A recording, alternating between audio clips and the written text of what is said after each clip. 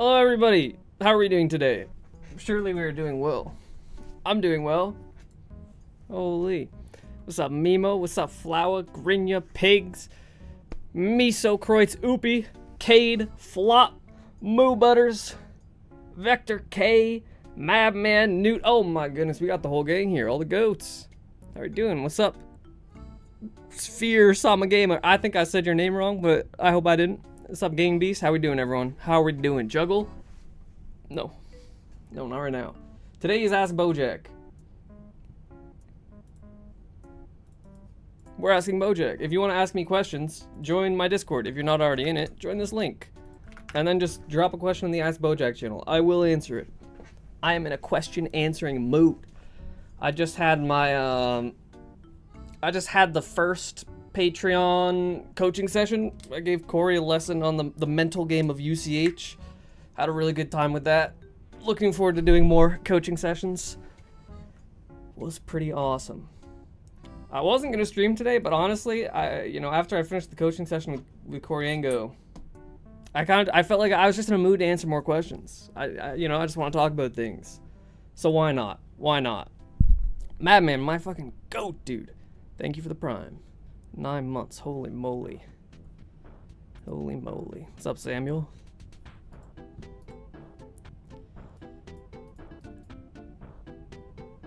Alright, I think we can get into it. Let me just make sure I'm not missing anything. Alright. Yo, Bojack, it's been a long time. How have you been? It has been a long time. It's weird because, like, from my perspective, I saw someone say the other day, they're like, when's Bojack coming back to UCH? But from my perspective, I didn't leave UCH. I've been literally just working on UCH related stuff the whole time. As a matter of fact, after Distortion, I planned on giving myself like a week break, but there's just so much work that needs to get done. There's so much stuff that I want to do. So I've just been grinding. I've honestly only really been grinding UCH related stuff, but a little bit of Slay the Spire too, but very, very busy. But I'm good. I'm good. I'm having a good time with it. I'm working on some really, exciting stuff right now. I can't wait for Grand Swift 6. Are you playing in it? I am not playing in it. I'm too busy right now. I want to compete. I want to compete more, but I just can't justify doing it when I don't feel like I can put in the effort to, to get the most out of it. I don't want a half-ass competition. I know how good I can be, and I feel like if I don't have enough time to play the game and grind and live up to that expectation, I'd rather not compete at all, for now. Hopefully next season will be my season. Bojack, are you aware that if you wear the zebra skin while wearing the black top hat on horse, your ears are brown? Yeah, it's really goofy. I noticed that pretty recently, that the ears and the top hat are just part of the costume. It's goofy. Holy flower, 15 watch streak. I think you've been pretty active, I don't know. I'm not ready to play UCH competitively because I'm just a beginner. Hey, I mean, there are a lot of beginners. There are a lot of beginners playing the game competitively. I think, a lot of people get the idea that, playing competitively means you have to be good, but it just means you need to want to play to win. Like, if you just want to play competitively, you can play competitively and be, like, day one absolute noob, and you're still playing competitive UCH. It's fun. It's fun. I think, if you want to play competitive and you want to be good enough that you feel like you can play competitive, just start. Screw it. Screw it.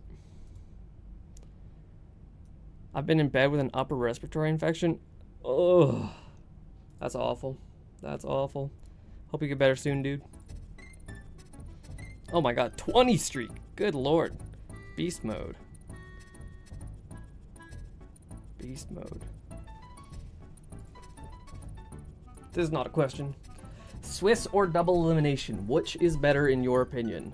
I don't think there's a very simple answer to that question where one is strictly better than the other, because there's so much more nuance to everything in life. Like, Swiss has a lot of value, because, if I play a double elimination tournament and I'm a new player, and it's just double elimination, nothing fancy, it's probably gonna suck for me. If I go against Morphin and then, Pier in the loser's bracket, frame 1, I'm just getting owned. I'm getting owned by so much that I don't even get the opportunity to play the game. Something like that can be really rough. So pure double elimination is really rough on the new player experience. I think amateur brackets, you know, remedy a lot of that, but they have their own issues. Swiss fixes some of the issues with double elimination, where, you know, you get more games, you get to play against people of your own skill level. For newer players, that can be really fun. But Swiss comes with its own issues. You know, for one, I think the wait times in Swiss for some reason feel worse than in double elimination. Even though in double elimination you're waiting for a long time, it's like more controlled. With Swiss, the next round can only start when the slowest match every round finishes. And the slowest match is like 10 minutes slower than the average match. And if you're waiting for 10 minutes every round, that's 10 minutes. You can't really do anything in 10 minutes. But if I'm in winners finals and I'm waiting for an hour before losers bracket catches up, I can actually do things within that hour. So the wait time feels different. I think also Swiss doesn't have the same narrative excitement that double elimination brackets do, because like in a brackets tell a story where, like, if someone goes on a big run, there's something to talk about there. You know, you can say, oh, this player did really well in Swiss, you know, they got a lot of wins, but that doesn't really tell a story in the same way that a bracket does, in my opinion. I also just personally find that the excitement of knowing that if I lose, I am eliminated, that is what makes brackets so fun. That is like the best part. What's up, Phased? Hello, face reveal? No this isn't a face reveal. I have been revealed. I have been revealed. I just, you know, most of my YouTube videos now are faceless just because that's what the content kind of demands, but my face has been known. That's what happened to me in my first tourney. I went against Lexi and Miso. Oh yeah. Yeah, it's rough. It's rough. But yeah, I think Swiss has its place. I personally am not the biggest fan because, like, I don't always want to play 7 matches in a row, but I don't know. I really like Swiss Filter. Honestly, I think Swiss Filter, obviously it had its issues in distortion, but I do think going forward, if I can fix the implementation, there's a lot there. What's your biggest plans besides the videos, studio, and Chunkbot? I'm thinking about making the level packs mod. Because now that I have more experience in modding the game, I think making a level packs mod would be pretty trivial. That paired with an auto splitter. So like you could do full, like, actual RTA speedruns of Precise Adventure or any map packs. And now that we have LevelNet 2 active as well, like, level packs could just be an integrated thing. But I don't know if that's my biggest plan. I have a lot of plans. I really do have a lot of plans. That's kind of the problem, is that, like, I really want to get back to making videos, but I don't know how I can justify it when there's 10 billion other things that I want to do first. It's hard. It's hard. Reworking Terry's guide is one of the bigger plans that I have, and I made a lot of progress on that a while ago, and I've kind of slowed down because I've been working on other stuff, but I think pretty desperately we do need an updated Terry's guide.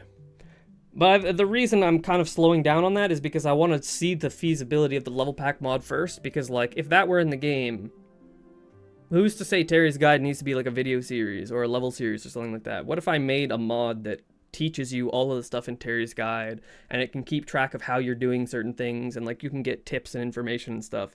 Like, that could be integrated into the game directly. So why not, you know? So that's kind of why I've been holding off on it for a bit. What's up, Kino? I swear this is genuinely the most technologically advanced community of all time. UCH is pretty awesome. UCH is pretty awesome. We have a lot of stuff. What's up, Jano? I think Bojack needs a backup announcer to help him out. I think you're absolutely right. I agree. That's another thing that's kind of in the works, but not, like, really, is we need a framework for commentators to improve at their craft. Because right now, it's like, how do you get involved with commentary? You kind of need to host your own events, or, like, you know, there isn't an easy way to just hop on the mic and try it out. I think once weekly Rookie Rumbles start, I'm gonna give people, you know, if they want to hop on the mic, I'm gonna give them that opportunity more. But we'll see. We'll see. I would love to have more people commentating, because watching tournaments with good commentary is just so different from watching tournaments with bad commentary or no commentary. Like, it really adds to the experience. It just makes it feel more legit. Bojack, I need your opinion on Axolotl. It is cute. Yeah, Axolotl's pretty awesome. I'm paying Bojack to coach me, so I should improve. Brent, I'm actually really excited for that lesson, by the way. Yeah, let me know when you want to do it, because I have some stuff I've been thinking about. Just get a clip of you commentating one where you feel like it's average, you know, not like a good clip, not like a bad clip, just an average clip of you commentating for a match, and then we can talk about stuff. If you wanted to get into commentating, could you try commentating your own games as you play? I don't think as you play, but you can record games and then watch them over and try and commentate. One thing I will say is that practicing commentary in like an isolated situation feels really weird and really corny. Like, I've done this quite a bit where, like, when I was first starting to get into commentary, I would watch matches and pretend like I was commentating, but, like, when you don't actually have people listening to you, it just feels weird. It actually just feels weird. Bro, this is actually pissing me off. I don't understand why Spotify does this every time. It just stops. I'm going to this playlist. To be honest, commentators really help make the competition feel like sports events. Yeah, absolutely. Absolutely. Hey, Corey, what's up? Norway. Bojack, are you planting, or do you have plans to plant some... I don't know. I don't know what you're saying. I'm gonna be real. SSBM or UCH, which one would you keep? I would keep UCH for sure. I love UCH. I also don't get me wrong, I love Melee. I think it's a great game. But for me, my time in competing in Melee is over. I don't really see a future. You know, maybe I'll come back at some point and try, because I feel like I have a lot more to give to the game, but like UCH is where I'm at. What's the easiest way to make skins for UCH? Dog, I don't know. I'm gonna be real, I actually have no idea. I'm not the guy to ask. Maybe Wishark? He seems like he knows a lot of stuff. Would a Jiffy Cat for UCH be useful? I feel like it would be a fun side project for me to work on. Yeah, I mean, that probably could be useful, but that would be... I feel like that would be a big project, no? Like, wouldn't that be costly? Because you'd have server costs, and you'd actually have to store videos. That would be a lot. I mean, do you plant plants? I don't plant plants. There's a garden at my house.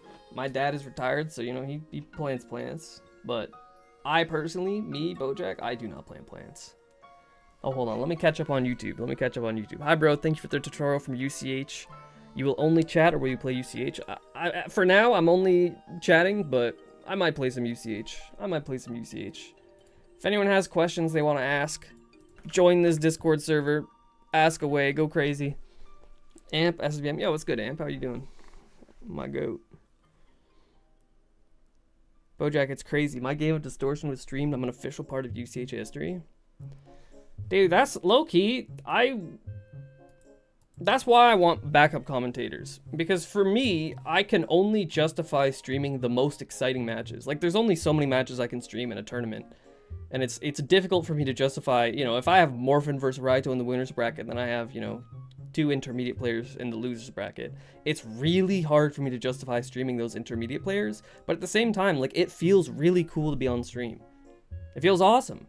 People, you know, people want that. And I think having a backup commentator so we could have more matches streamed in the loser side would be really good for achieving that. Am I now a UCH god? No, you are not. Sorry.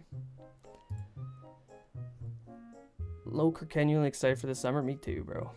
Me too. I'm so happy that winter is over. This has been the worst winter ever. Good lord. So is controller viable and is D-pad viable? Better. Controller is definitely viable. At the top level, it's about a 50-50 split on who is good with controller versus who's good with keyboard. So they're roughly equal. I think keyboard's slightly better, and I think it's slightly easier to learn.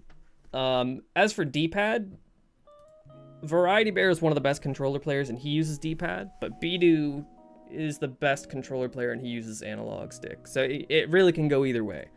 I think using both, I think using hybrid is optimal. Like, you should, some situations you need to be using D-pad, some situations you need to be using analog, but I'm not the guy to ask, because I do play on keyboard. What do you think of my UCS Horizon performance? It was disgusting, like, in a good way. Just, like, you cooked, dude. Oh my god.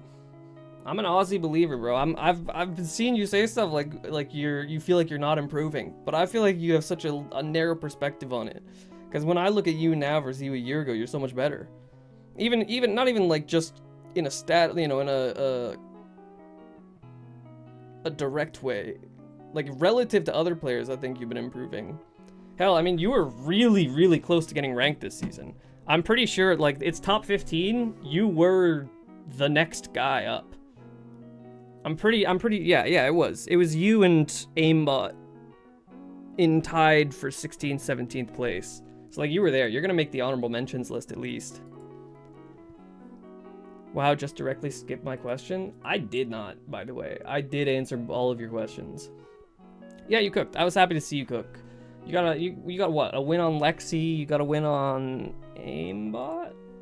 I have it up here.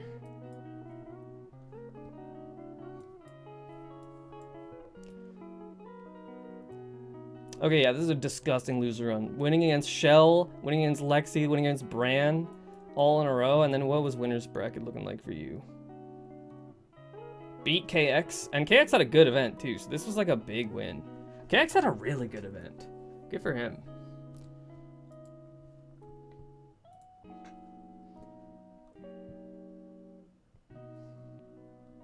How is Chunkbot doing? Chunkbot's doing good. I'm fully reworking it.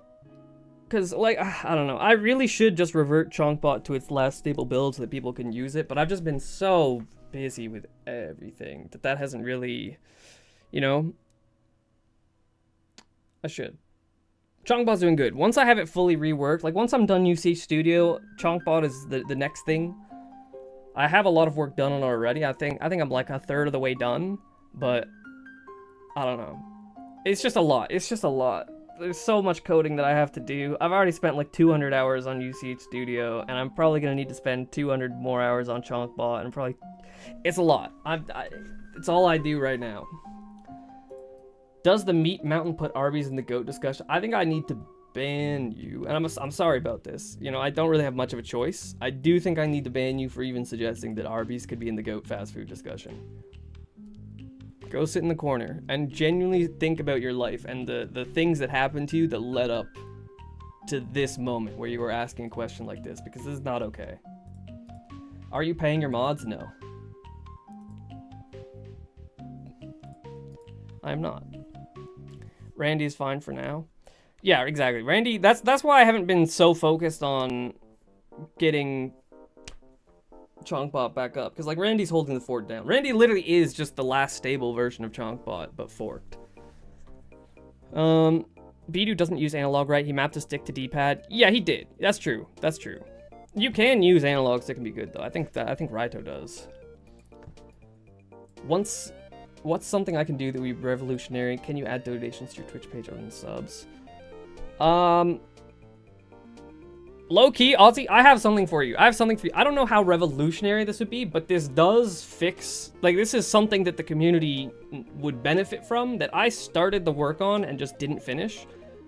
But, let me find it. Is it in here?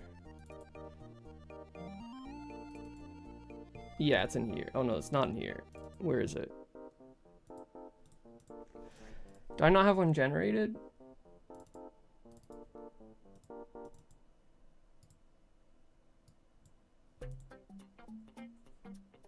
Alright, give me this. Oh wait, is it? No, wait, shit.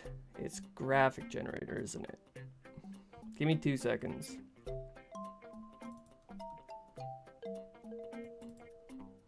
Yeah, here it is, here it is. I made a program that generates top 8 graphics. So like at the end of a tournament, you know, it'll generate this. You've already, the big part of this that was difficult for me that I couldn't overcome was trying to get the outfits to work.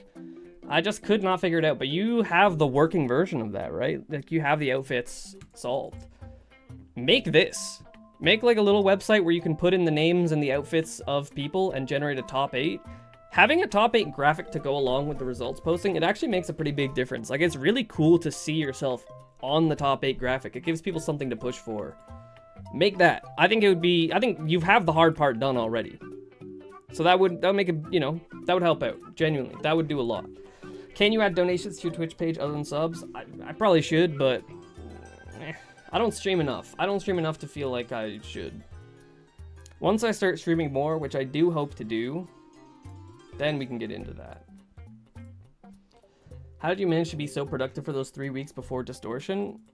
My ass is 3 tests in like 2 weeks and I can't seem to lock in. It's hard to answer because, like, historically, I'm not good at this. Like, when it came to school, I was such a procrastinator. I remember in the 8th grade when I had a science fair project, and literally the night before, it was like 11 p.m. I was going to bed and I had not even started it yet. And my mom found out and she was pissed. She was livid. She basically forced, she sat me down and did most of the project for me, but forced to work. And the stuff like that happened all the time because I just procrastinate so much. But with UCH, it's different. This is me doing work that I'm choosing to do. This is stuff that I'm passionate about, that I have drive for. And especially when it came to Distortion, it's like, this is the biggest event ever, If I fuck up, I feel like I'm letting the community down.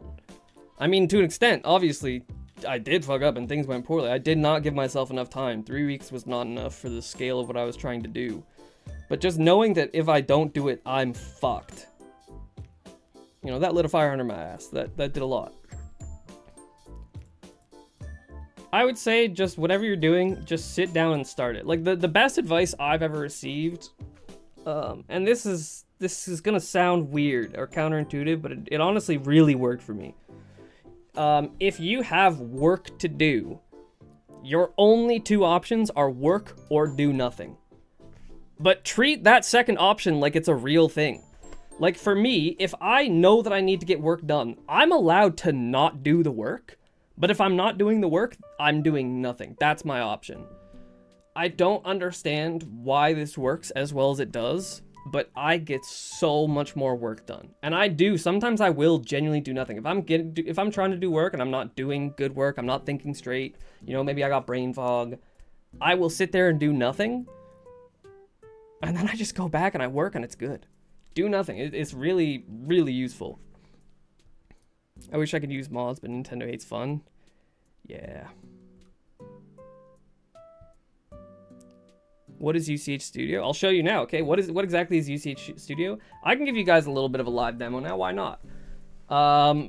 There's a little bit that is not currently working. Like there's one bug that popped up that broke something, but it does still work well enough. UCH Studio has 2 parts. I'll show you first the less exciting part. I think it's really cool, but it's not the big part. So like right now, if I make videos, it takes a really long time because if I want to make a cinematic shot, I need to, create a custom camera and then program it to do what I want to do, and then I need to act out the shot and actually get it, and it's really difficult to sync that with the cinematic shot that I designed. So here is UCH Studio. I can move the camera wherever I want. I can zoom in, I can zoom out. I also, let's say I wanted to make like a cinematic shot, right? Maybe it starts here. Then, hold on, it goes here, and then it zooms out over here. So I could just do this, add keyframes to it, and then bang.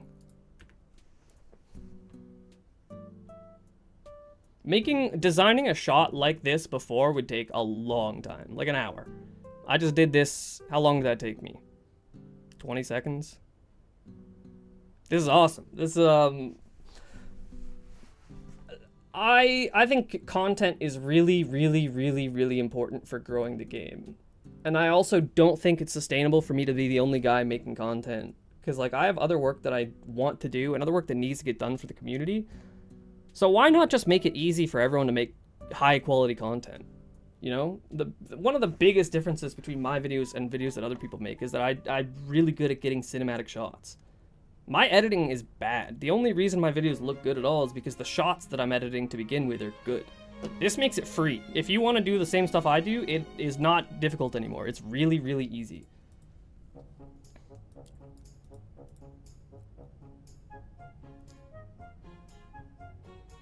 But yeah, this is still not even the cool part.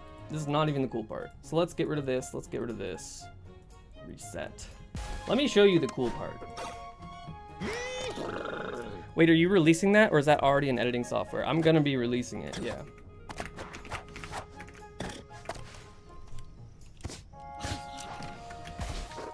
Let's play a party match.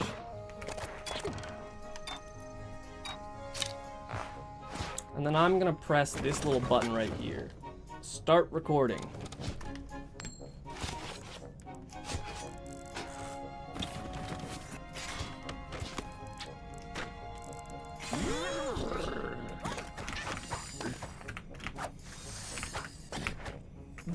And you know what? This guy can just die.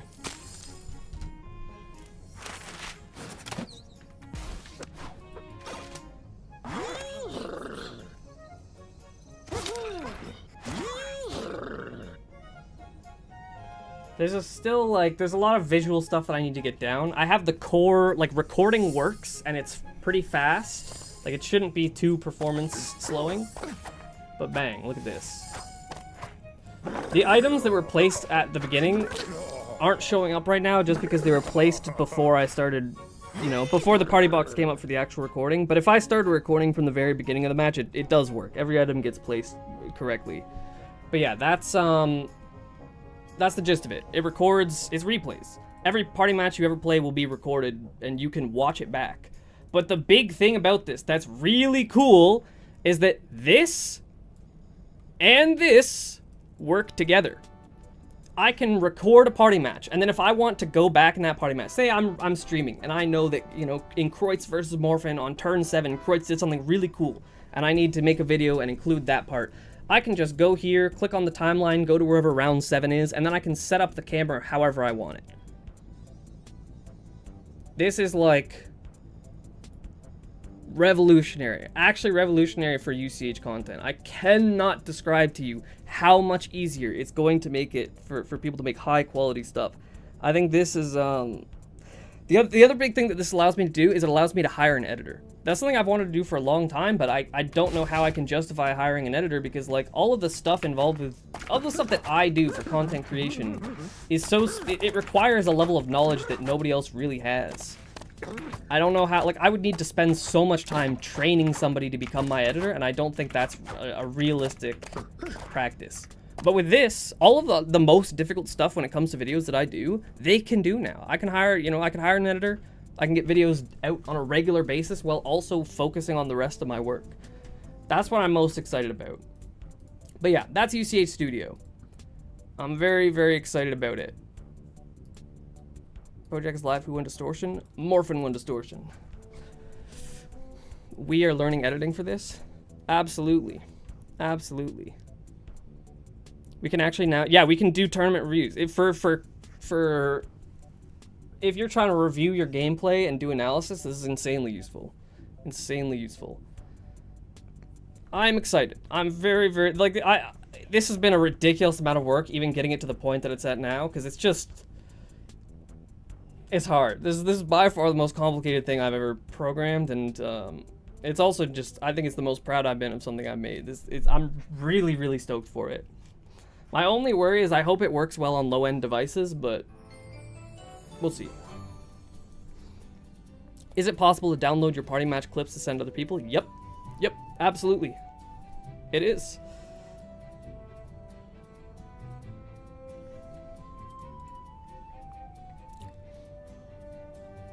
Okay, please check the code. Actually, yeah, you're right. Let's code gamble. Weak code.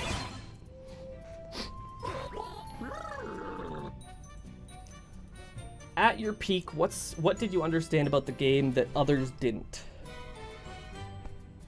The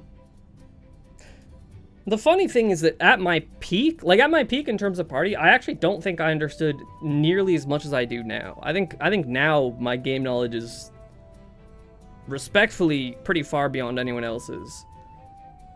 But back then, I wasn't like I definitely knew the most, but it wasn't like by such a crazy amount. I was more so a technical knowledge guy than anything, but I feel like now I've tapped into the essence of the actual game that's being played, like the psychological game of UCH, in a way that I didn't understand before.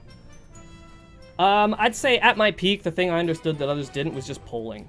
Polling was not people didn't understand what polling was. Like, even the most knowledgeable players. There's a post somewhere of Bidu talking, like, he posted an example of a polling setup and said that, is this a proof that acceleration isn't consistent? But it was just polling. Nobody really understood that, and I think once it was understood, that rapidly increased the rate at which we could learn things in UCH. It's funny because, you know, if someone with technical knowledge from another game came around, they would understand polling. Like, it's just a universally understood thing in competitive gaming, but our community specifically didn't get it. We're looking for GG easy. We're looking for a lot of codes. Do you need to manually click record before every game? No. No. Right now you do, just because it's easier for the sake of testing if I can control it. But, like, it's going to record all of your games automatically.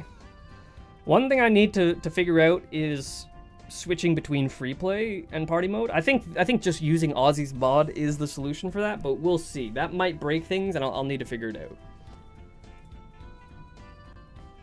How do you think the meta will shift in the next couple months / couple of years? This is a difficult question. This is a really difficult question. I think the map-making meta is going to change. I think I can see a few things that will shift the meta, but I'm not allowed to talk about them.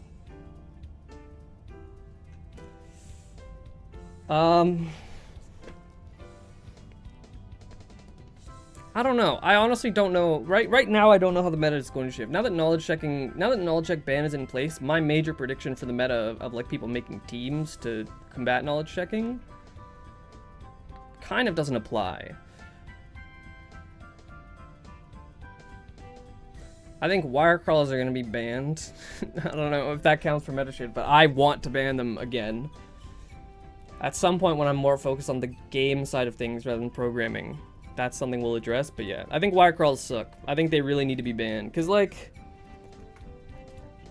it's the same shit it was back in 2019. You just can't counterbuild against them. Anything that you can place in a 2x1 section can only really be counterbuilt using bombs most of the time. God, why is my nose so itchy? Oh, yeah, it's, I would like them gone. I want to ban all wire crawls. Because the one big thing about wire crawls is that it's so bad for level designers. Like, using downwards facing wires in your levels is really useful. There's a lot of cool stuff you can do in terms of gameplay that you just can't do because I don't want to make a map where you can easily force a wire crawl. It's just bad. Bad design. Nobody will ever engage with that wire because you can just place a wire crawl there. What about crawling in general? I think having wire crawl banned is honestly a good thing too, just because of the ambiguity being gone between spike ball crawl, side wire crawl, and wire crawl. Just having all wire spike ball crawls banned is good. IMO. Some people disagree, but I just don't think wire crawls are good for the game. Like, if you watched Morphin vs. Croix Grand Finals, I think a lot of people were wrapped up in the excitement of the set, and maybe some people missed it, but that... Bro, it was just almost the entire map was just 3 wire crawls, and that was the whole game. Kreutz would bomb a wire crawl, and then Morphin would place it back, because how do you counterbuild it? How? I can't block off a wire crawl because, like, you need to be able to get through the space. And if I place a block where the wire would be going, you can't get through. And even if you block it off, it's just so easy to set up a wire crawl. Like, it's just it's a really bad tech for the game. IMO. Banning wire crawls is too much, just make Dynamite more common. I don't think it's too much. I really don't, because, like, I think a lot of people in the UCH community lack perspective on this. Wire crawls have been banned for a vast majority of the game's life cycle. They were only unbanned like a year ago, but now they've just become ubiquitous. But, like, I don't know. I don't think wire crawls are necessary for the game. I don't think they improve things. I think most of them can just be solved with alignments, which, again, also not good for the game. I think they're impossible to counterbuild against. They're too easy to set up. They're too strong in a lot of places. And they're just not fun, you know? Like, there's some wire crawls I do enjoy, but for the most part, I just don't think wire crawls are a tech that make the game any better. And with UCH specifically, there's so much tech that we could use that, like, banning things doesn't really... We don't lose much. We're still playing a game of practically infinite possibilities. Take one away from infinity, it's still infinity. Especially if the other person has host priority, yeah. Absolutely.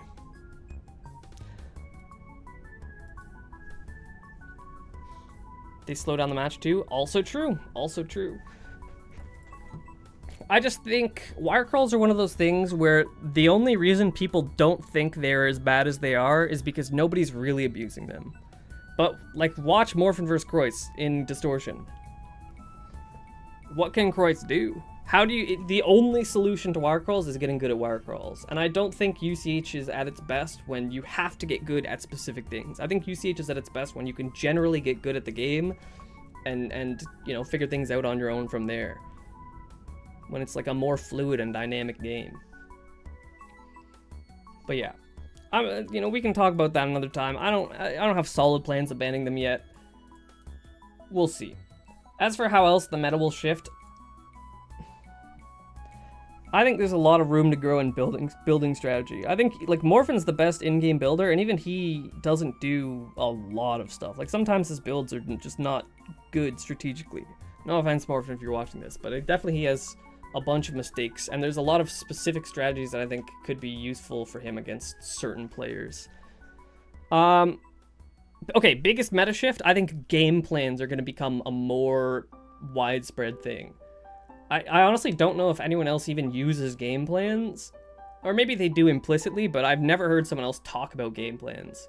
Game plans is just like, before you go into the set, you have a specific strategy in mind that you stick to for a given player.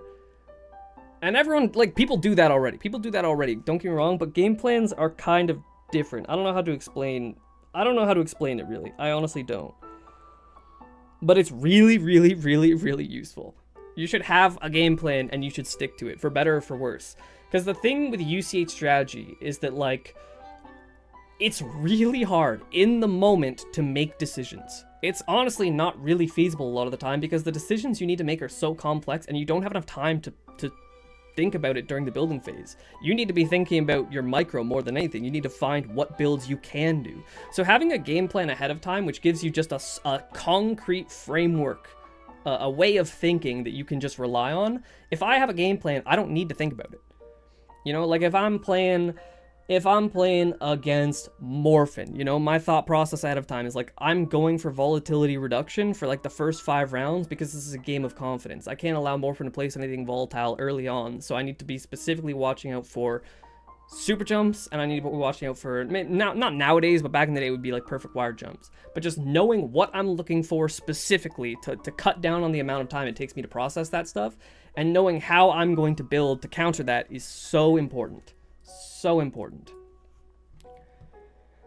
Thank you so much for all your content.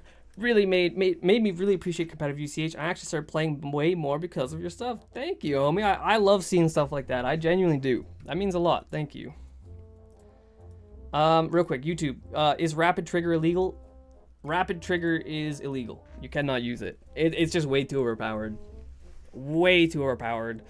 Unfortunately, right now, we don't have a good way of keeping track of that. But, like, if someone's using rapid trigger and they're in, like, a top 10, I try and keep an eye out for if someone's movement looks like they would be using rapid trigger. It's kind of hard to tell at a glance. You can only really tell by seeing if someone's more consistent at certain things than they ought to be and then investigating from there. But, I don't know, if competitive UCH grows enough, then maybe having the devs implement some sort of, you know, check for it would be possible. Okay, I've never thought this deep about playing a game in UCH. What? You should. You should. UCH is a deep game. It's like the most interesting strategy of any game I've ever played, and it's not close. But most people just ignore the strategical side of it. But UCH matters, like, UCH strategy matters a lot. It does. I usually say that it only matters at the top level because you need to be good enough to hit your stuff in the first place for the strategy to matter. But I do think there's a lot of strategy that's useful at lower levels. Like, I was just telling Corey about practice, you know, denying practice as a strategy, and how useful that can be in amateur brackets. If your opponent is struggling to hit something and you are hitting it, place something difficult before that. Because if they make it to that setup 4 times, they get 4 lives worth of practice. And if they make it there 1 time, they get 1 life worth of practice. Your goal is to make it so that they can't catch up to you to sustain your lead. So, you know, on the flip side of things, based on the context, you can assess, like, could I score right now? You know, is me being better at this setup going to score me a point? And if that's the case, then you can focus difficulty elsewhere. Maybe you put difficulty after it. because there's a small chance that your opponent gets through, a high chance that you get through, so there's more opportunities for you to beat the setup that comes after, and it becomes more volatile for them and less volatile for you. There's a lot of ways you can think about things. How do you counterbuild against someone you don't know? That's a great question. That is a great question. You counterbuild against someone you don't know by giving yourself time. You need to stall for time. So play to counterbuild more than anything. You don't want the map to become difficult enough for someone to easily score. You don't want to reach a volatile state, because volatility inherently favors people who are good at things when their opponent doesn't know that they're good at them. So you want to lower that volatility, play to not get scored on, and wait for a weakness. You should be watching your opponent all the time. Like, you should have a really good sense of what your opponent is doing, what they're struggling with. Because if I'm playing against someone, if I'm playing against like a lower level player and I don't know what they're good at, it can be scary for me. Like, maybe they're insane at black holes. I don't want them to place that because I'm bad at black holes. I could genuinely lose. So instead, what I do is I'll just play to not get scored on. And then if I see them mess up even a tiny bit, you know, if you have a really good understanding of the game and mechanics, you can tell when someone is doing something the wrong way or when someone's not confident with something specific. And then you attack. If you see weakness, you attack. You build things to compound on their current weakness. You don't need to know what someone's good at or bad at. You just need to be able to spot the weakness and then attack it. It's super... This is something that Morphin taught me about. Is his set against Kreutz in UCS, the Valentine's Day UCS tournament. He beat Kreutz by just not getting scored on, and then as soon as he saw weakness in Kreutz, he just attacked and won. It's such a powerful strategy. It really is. People don't think about the game enough in terms of attacking. They just kind of think about, oh, I'm building things that are good for me and not good for my opponent, but like, none of that's really useful if you're not using it to score a point. If you center your strategy around like playing to actually score a point, you will get a lot better. I got a lot better when I focused more on it. Play to attack. What happens to me is I feel like is that when I actually start analyzing how they play and try to exploit that, then they suddenly change their whole play style and start hitting stuff they weren't hitting the whole game. Yeah, that's the rough part of things. Also, Victor, my goat, thank you for the subscription. You are my goat. I just want you to know that. Yeah, Miso, it's difficult. It's difficult. I think a big part of that does come from game sense. I think for me, I don't really run into that issue very much, because I have so much time in the game, and I understand, you know, just based off of a tiny bit of movement, I can tell when someone's doing something wrong. For me, I don't focus on the result as much. Like, if somebody dies to a setup 3 times, that doesn't necessarily tell me that that's a spot I should attack. And sometimes somebody will die to a setup 0 times, and I will attack that spot because I see some subtlety in their movement that tells me, like, this will yield good results if I attack it. Stuff like that. Yo, a guy that does things. Thank you. V, thank you for the continued sub. I appreciate you, goat. Awesome. Oh my god, it is a hype train. Dude, you guys are crazy now. The support I get from the community is next level these days. I seriously appreciate you guys. Yeah, I should read Discord questions, you're right. What is the current progress on Chalkbot, and what will I need to do to become a TO then? Oh my goodness! Newt! Holy shit, dude, 10! Thank you so much for the 10 gifted subs! You're the goat, dude, oh my god. Thank you so much. Dude, we are hype training, holy moly. Okay, I'm gonna log in on the question, current progress on Chalkbot is pretty good, but I want to be very thorough. The thing with Chalkbot is I want to finish it. I want to make a service that can just be used and I never have to think about it again, because I have too much stuff that I need to worry about in the UCH community that, like, this can't be one of those things. I need to make it good enough that it will never fail. So it'll take a bit. Once that's ready, becoming a TO, I don't know. We need to figure out the process for that, because the way that the UCH community is structured, we can't just have everybody being a TO. Because otherwise, there's just no spaces open for people to take slots. I think the next step is we need weekday tournaments. We definitely need weekday tournaments. I also think we need time zone specific tournaments. I think somebody I was talking to Raito about this the other day. How he was like really frustrated that he doesn't feel like he can practice the game, and it's so hard for him to enter tournaments because time zones just don't work out. Somebody needs to foster the Asian UCH community. Do what I do, but for Asian UCH. There's no reason, you can't. I think the reason we don't have many Asian players is because all of the stuff that the community does is centered around time zones that don't work for them. But what if there was a smaller subset of the community where they held events specifically for Asian time zones? All of a sudden, there are things that you can do, and, if a Chinese player, for example, joins, there is something keeping them there, something that makes it possible for them to stay. All of a sudden, that side of the community can grow, and it can fix a lot of issues. What's up, Harrison? Would Rapid Trigger be fine if everyone used it? The problem is that not everyone can use it. That's the big thing. I don't like, it's such a big advantage, and I don't want UCH to become, buy the best hardware and you will win. Because it's already a pretty big advantage having good hardware, and I don't want to exacerbate that. I don't want to lock out, the less fortunate members of the community from being able to compete.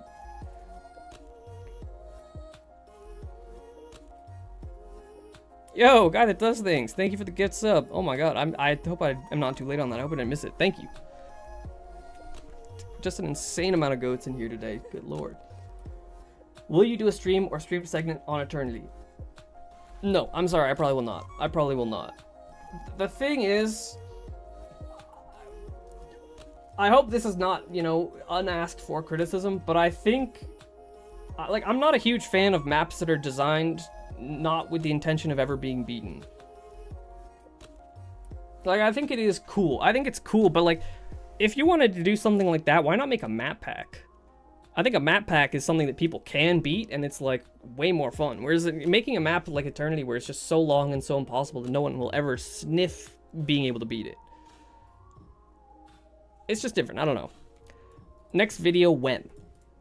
I'm really hoping for soon. It's pending UCH Studio. UCH Studio is already at a point where I could use it to get the shots that I need for the next video, and I really should just make a video, but I got a lot on my plate at the moment. So we'll see. Is it possible for me to host a tournament sometime in the future? Yes, probably, but I need to figure out the framework for getting into TOing. What is the strongest item in the game outside of spike balls and spikes? Spike balls and spikes are not the strongest item in the game. They're not. Plain and simple. Black holes and Ferris wheels are the top two, no contest. I honestly don't think it's close. I do not think it's close. Those are items that just win you games big time. I personally think black holes are slightly stronger, but it's super rule set dependent. I think there's some stuff coming up that will fix issues with the rule set, hopefully. So maybe Ferris wheels will be nerfed a bit, or maybe they'll be buffed, who knows. The next strongest item is Wrecking Ball, in my opinion. Wrecking Ball is ridiculously strong. If I see a Wrecking Ball, I pick it instantly. If you're good with Wrecking Balls, there's so much you can do, and it's just the easiest way to take out someone who's not that good with timings. If I want to beat any player worse than me, I will place a Wrecking Ball. I'll just spam. I'll spam cycles. This is one of those areas where player experience matters a lot. Because newer players come in and they practice a lot of tech, and they can get better at tech than I am. That's possible. They're not going to get better at cycles than I am. I'm specifically known, by the way. Historically, I'm specifically known for being bad at cycles. That's something that top players used to target against me. But now I'm it just comes with time. Now I'm honestly quite good at them. So strong. After that, the strongest item is probably Spring, maybe Spike Ball. It's Spring or it's Spike Ball or Cannon. Cannons are very, very strong. Especially if you're good with strategy, cannons are one of the strongest items in the game. I have a pretty good example of this. Let me find it if I can. Because I played a set against Lexi. Not too long ago.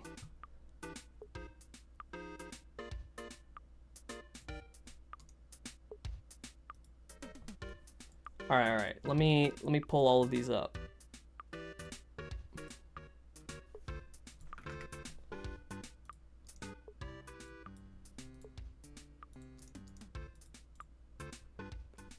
All right. This is I'm not gonna say I've overcome my demon here, because, you know, the last set I played against Lexi, I won, and usually Lexi is a very big problem for me. Like, I really struggled to beat Lexi. She just has a playstyle that kind of beats my own. But VB gave me some advice that changed everything. He said that Lexi's a very momentum-based player. So anytime he sees Lexi succeed at a setup, he just changes that setup.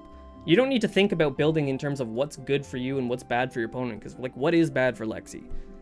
Sure, there are things, but, like, this is a way stronger way of building. So to start out, I had this cannon. The way you do this setup, right? You get in the cannon, it launches you here, you wall jump to get into this gap, and then you do a Kiata to get beneath the black hole. Awesome setup.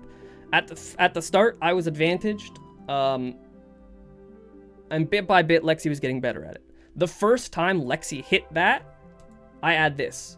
So now all of a sudden, instead of, you know, going up to here where you get the easy jump, which was what Lexi was doing, now a single placement, you go over here, and it's changed the muscle memory.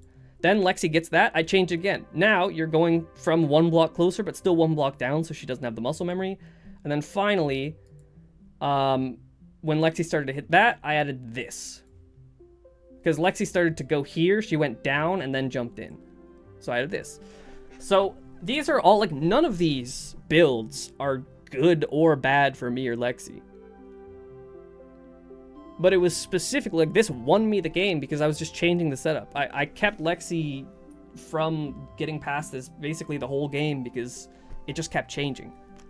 I honestly love this style of building. Just thinking about things in terms of changing it to disrupt your opponent's momentum. This is one of my favorite sets I've played in recent memory because the strategy is just so fun for me. And this is where cannons come in and are very strong. Cannons are the single easiest item. If you set up a cannon bait, you can change the setup so easily with just a single build. There are a billion different things that you can do. That's where I think the main strength in cannon baits comes in. Is being strong for disruption, and countering momentum-based playstyles. Cannon's super strong. If I had to rank them, I'm saying black hole, then Ferris wheel, then spike ball, just because it's so versatile, then cannon, then spring.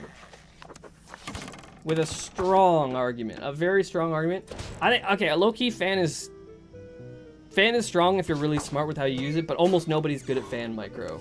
Almost nobody. Arrow's probably the next best item, I guess. But yeah, that's my brief item strength ranking. Right, back here. Are you planning any collabs with bigger creators? Yes. I actually have one collab coming up with a smaller creator that I'm, like, super stoked for. Super stoked for.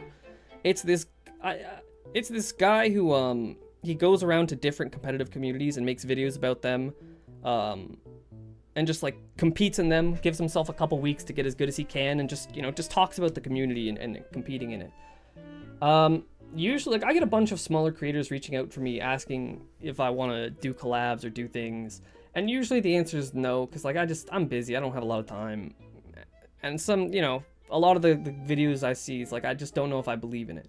But I saw this guy's content. It's like, he only has like 300 something subscribers. His videos are amazing. Like, his production quality is ridiculous. So you guys can be excited about a UCH video that he's working on. I'm really excited for that. I think it's gonna be great. We had like a 3-hour long interview the other day, or it was like 5 hours because we just kept talking after the interview was done. But yeah, I'm stoked for it. There's another one. I mean, I don't think this is leaking anything. It's fine. Turn Down for Walt. For anyone who knows Turn Down for Walt, he's expressed interest in making a UCH video, which I'm stoked about. I'm really stoked about that one. He's a bigger creator than I am by a good bit. Yeah, the SSBM guy. Yeah. Would you rather never take an elevator again or never use stairs again? Definitely elevator. 100%. I don't have an elevator in my house. How would I get down? I'm just trapped in my room forever. I'm using the stairs. I'm getting to the elevator. Why'd you impersonate me on my first day, Bojack? Also, I've been in the UCH competition for 6 months already. It was just like a fun 6 months. Is that real?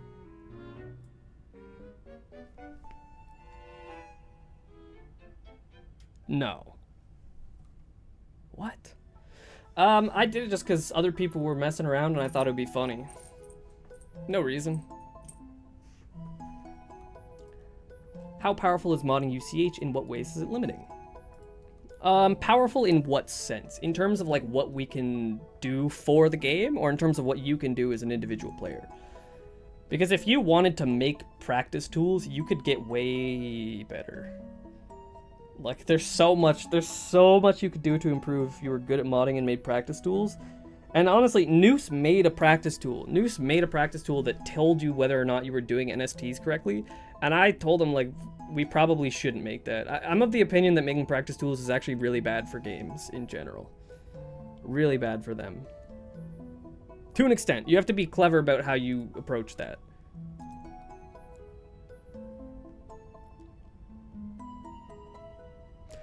You have any tips for back pain? I don't have tips for back pain. Lift. Is this too freaky a gimmick? I think this is too freaky of a gimmick. I think it's cool. I think it's cool as fuck. Too freaky. I think if you want to use moving blocks of this scale, they should be hazardous, probably.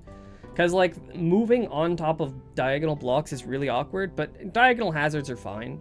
And there's a lot of cool stuff you can do there. Oh my god, I just thought of a crazy-ass gimmick. Oh my goodness, wait a minute, wait a minute. Wait a minute, fellas. What if? Okay, so how would it be done? How would it be done? Alright, I don't know if you can do this with wires, but like, what if we just had spike balls and then we parented them to a gear? Like this.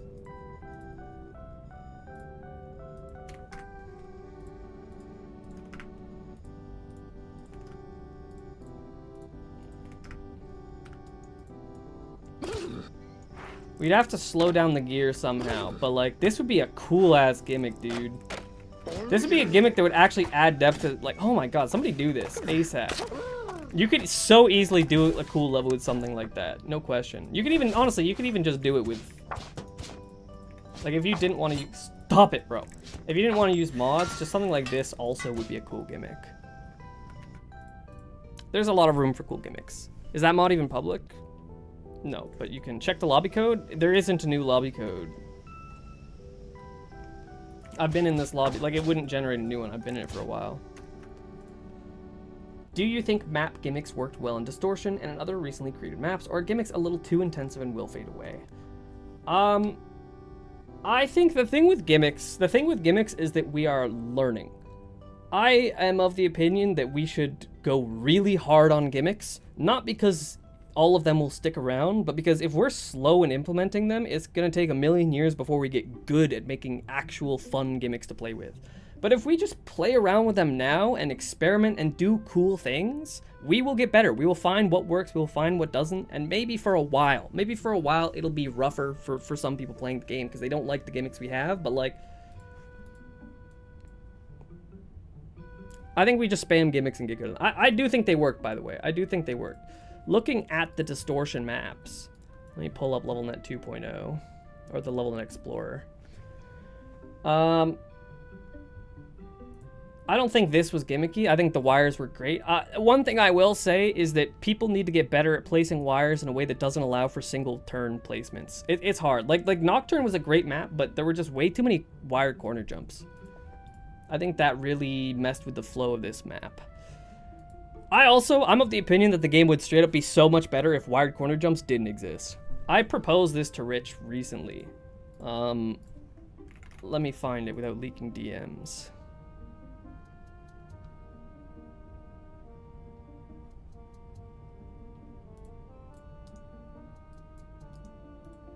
I proposed this to Rich. It would be a block, which is only available in free play, and it connects to other blocks of the same type. So like if I placed a block beside it, these spikes wouldn't exist. It would just look like connected blocks, but then any edge that isn't connected is spiky. And it wouldn't be possible to wire stand or wired corner jump off of them. I think something like this would be really, really, really, really, really good for the game. Because it would just make it so much more possible to build cool maps in a way that looks aesthetically pleasing with the style of the map, but like without wired corner jumps being possible. And to that effect, by the way, I was working with Quaz on some maps recently. And I've come to realize using disconnected wires is so awesome.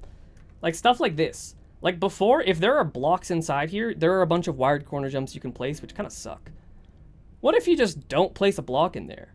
There's no corner to jump off of. Now you can use wires in an interesting way, design-wise, without them causing degenerate strategies. Like this is another good example. I helped Quaz with this one too.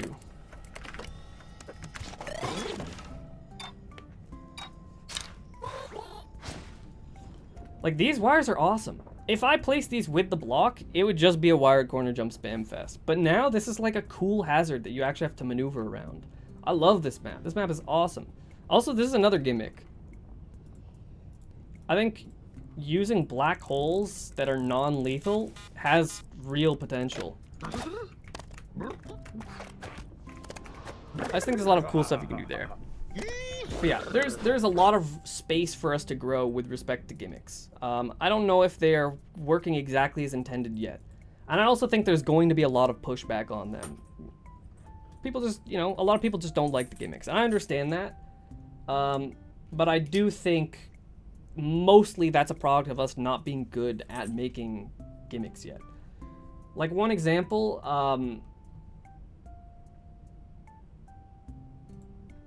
let me find a map that does this. I don't want to ditch on a certain creator, but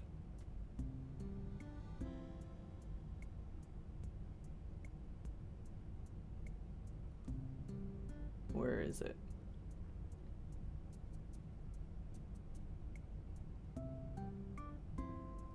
Well, hold on. This map looks awesome. Why is it not legal?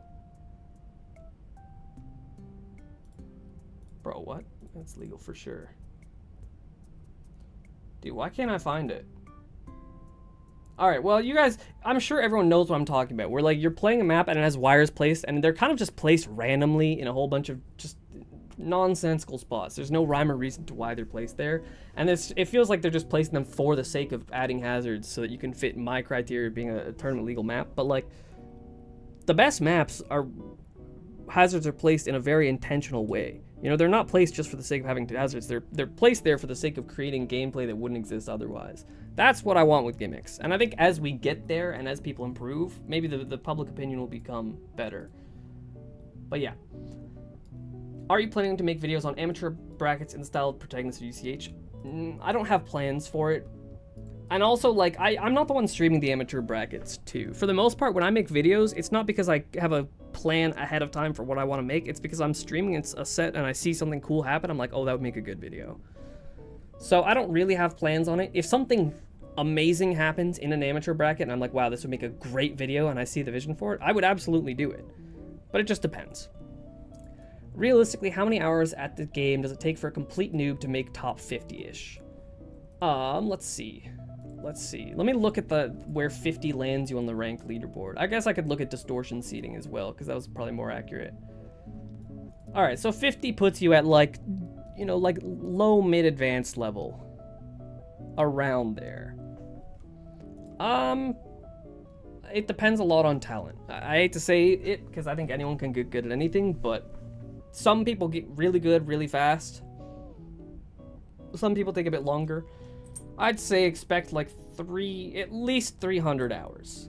Expect at least 300 to like 800. It's probably 300 to 700 is a good range for top 50. Do you like my cat? Yeah, he looks a lot like my cat Brutus that I had when I was a kid. He lived to 23 years old, very old, very old. Will my 45 minutes carry over to the next month if I don't use them this month? Yeah, we can do that. I'm fine with that. I can be flexible with it. Probably not like indefinitely though. Like I wouldn't let it carry over like 6 months in a row and then you have 6 lessons, because that would be hard for me to schedule. I also don't know how long I'm going to have the lessons available for. I'm enjoying them so far, but if the Patreon got too popular, or that tier of things got too popular, I would probably have to remove it, because I don't know if I don't want to raise the price on it, but I don't know. I would have to think about it. What time of the day / week might Rookie Rumble be? I'm thinking probably Tuesdays at like 3 p.m. Eastern, which would be 8 p.m. your time. But I'm not sure yet. Time to revisit a question. Which pig is best? Me, flying pigs, or pig farm? I'm saying pig farm because I don't want to pick between two people. And pig farm was a pretty awesome moment in UCH history. Do you think that there's a little chance that a UCH character can get added to the next Smash game? No, I don't think so. No. There's just no way.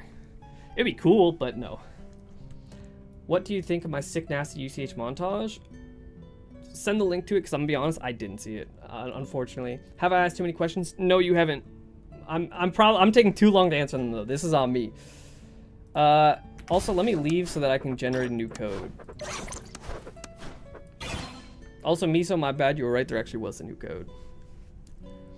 What more do you think needs to be done on UCH Studio? So much. So much. At least a couple 100 hours more work. Yeah, at least. Because I need to make sure, like, it's really hard. It's really hard to make sure that the visuals are always exactly identical because, like, the thing with UCH Studio is that I'm not simulating a party match. I'm simulating a party match in free play. So anything that exists, any objects in the game that exist in party mode that don't exist in free play, I need to have ways of getting those prefabs and opening them up once I'm in free play. And also there are a lot of, like, if I want consistency, I'm using a lot of the game's built-in methods to simulate things. And if I'm running a free play game in party, there's a lot of things that happen in free play that don't happen exactly the same way in party. I need to find all of those and make sure they're running the way that they're supposed to. I need to make sure that it, you know, it only happens when you're running a replay. I need to work on the UI. I need to work on all of, like, the timestamps so that when you're looking at the timeline, you can just click on a round or you can click on a moment when someone scored and it'll go to that. I need to work on scrubbing so it'll quickly simulate the game. It'll very quickly simulate the game to reach the point that you clicked on the timeline. Without it taking a billion years.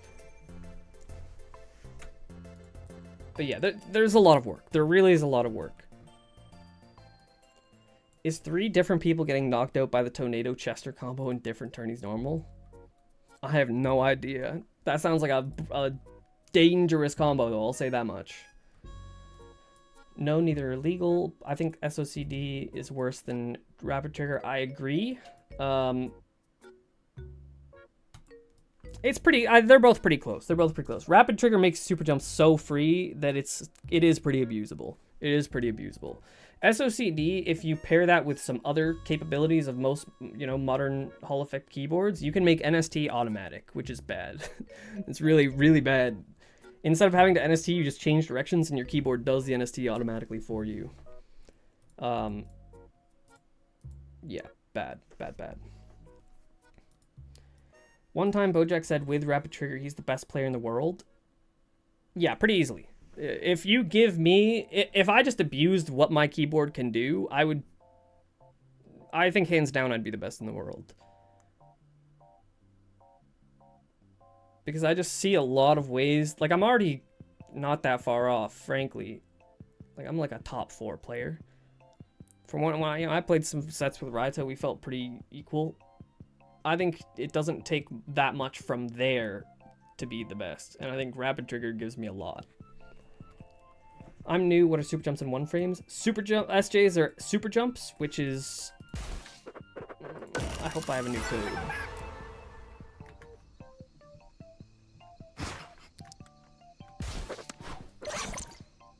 That's actually a pretty cool code.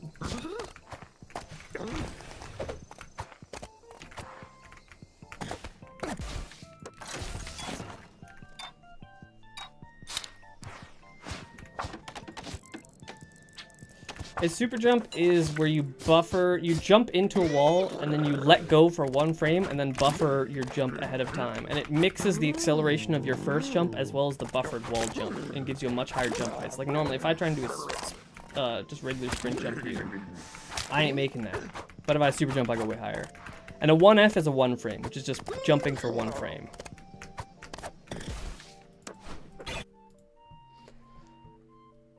I'm a Celeste and GD player. Oh, hell yeah. I'm excited to get more Celeste and Geometry Dash players into UCH, because I think UCH is a game that a lot of people would like.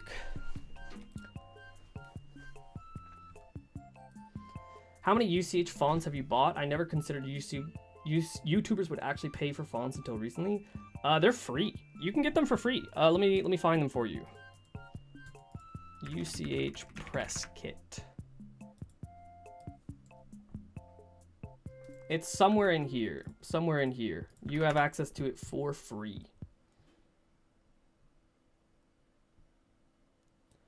Do you have any concerns as the community grows bigger? That is a wonderful question. Yes. Yes. Absolutely I do. Absolutely I do. I think tournament length is going to be a big issue. And we need to optimize things as much as we possibly can. Because having tournament, like if we genuinely got to like 300, 400, 500 person tournaments, that would take a long time, and we can't afford 9-hour tournaments because that's just completely, that's essentially kicking out one time zone from being able to be top players, which I think is bad. Other concerns is like moderation stuff. It's I think as the community grows, it's harder to make sure that the vibes stay good. Like there was a period a while ago where people were just being really rude, and it's hard. It's hard. Another thing is like,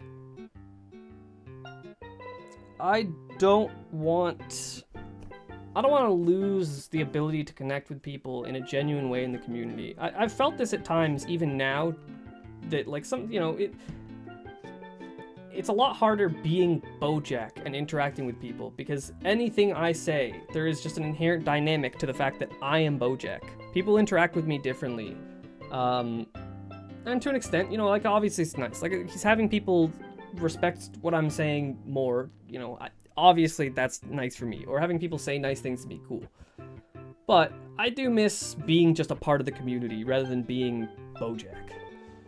And I think if the community grew a lot larger, it would be so much harder for me to be available. Like I like right now that if someone talks in the UCH server, there's just a good chance that I respond to them because I talk a lot in the UCH server. I'm not some big guy who's too good to talk to, lower level players. I don't know. That's something that I want to maintain, but I think as it grows more and more, it becomes harder. Because people just interact with you differently. And like for example, if someone says, "Hey Bojack, like I love your videos." Don't get me wrong. I love seeing stuff like that. Like the support is crazy. But it also just adds an inherent dynamic to the interaction that's really hard to navigate, that I don't really understand yet. When someone says I love your videos, I don't want there to be a dynamic of like, oh, I'm in a higher position than you now because you are, someone I don't know, and you're saying that you like the stuff that I do. It's weird. It's weird. I'm not saying I don't, appreciate stuff like that, but it is hard to navigate. And if it grew more, it'd be hard. Way harder. In UCH Studio, will it be possible to record game audio without having to actually have the audio on? I don't know. I think so. It depends on how the audio works, but I think so. Because I think audio events play regardless of the volume. I'm fairly certain they play regardless of the volume. Do the people know about Pete Pete? No, but now's not the time for Pete Pete. Do corner kicks exist in UCH? Not exactly. Like there's some, no, they don't. There's some like kind of similar stuff. Like hover skip is not that far off of being a corner kick, but they don't really exist. You talked a second ago about using quick free play for going free play while talking about UCH Studio. Since I'm working on the latest patch, what would the mod help with for UCH Studio so I can make sure it works properly? I don't know yet, to be honest. I need to get to the point where I'm testing stuff like that. But when I do, I will tell you. I think it probably will work without you having to do too much, but we'll see. Rate my redstone? I don't even see your redstone. Is there a good way to get an idea of your skill? Yes. Ranked mode. Go play ranked mode. UCHranked.com. Sign up for an account here. It connects with your Discord. You can play with people. Go to the UCH Discord. There's ranked matchmaking. It's awesome. It's fun, and you can, so many tabs open. There we go. And you get a rank. You get a rank and a little number that says how good you are. It's exciting. Damn, I need to lock in. I gotta play more.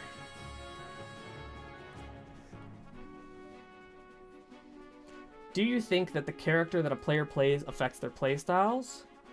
Yes. Interesting question. Yes, I think it does, because some characters are better at a subconscious level at specific things, and I don't really understand why. It feels like a very abstract idea, but like, bunnies are really good when it comes to things like black holes. And that's not just because Variety Bear is good at them. I genuinely, like, when I play bunny, I feel better at black holes than when I play horse. Sheep's really good at, like, precision. Bunny's also really good, I don't know why. Bunny is really good for, like, buffering jumps off of walls. And again, this is not just because Variety Bear is good at buffered wall jumps with speedruns. When I play bunny, I just feel better at that kind of stuff. I think just the way that the hitbox lines up with certain movements and lines up with the hitbox... sorry, the way that the art lines up with certain movements or certain interactions or, like, the hitbox can have a real subconscious effect on how you process the information on the screen, and how you process information on the screen is how you decide what to press next. So it does have an invisible effect on your playstyle. It does. How do I become this cool? This is so... bro. You dug up the Instagram, huh? Here, this is a little cringe. I'll show you. I won't show you guys, but I'll tell you guys. I posted this on Instagram in... like 2017. I was in like 12th grade or maybe 11th grade, I don't remember. I posted this, and there was a little poem that went with it. It said, "Roses are red, violets are blue. I've got no Valentine, but I'm thinking of you." And then I tagged a girl that I was crushing on big time on the rose. Pretty corny, but I mean, it worked a little bit. Kind of worked, so I can't even be mad about it. Sometimes you gotta be bold.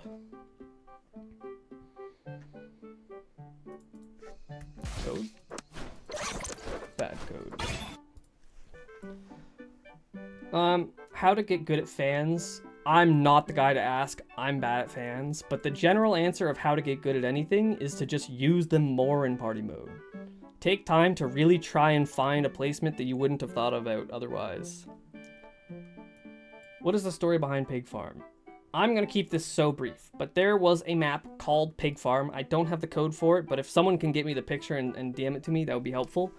It was a map, it was basically just shitty pixel art, and it was a pig taking a dump.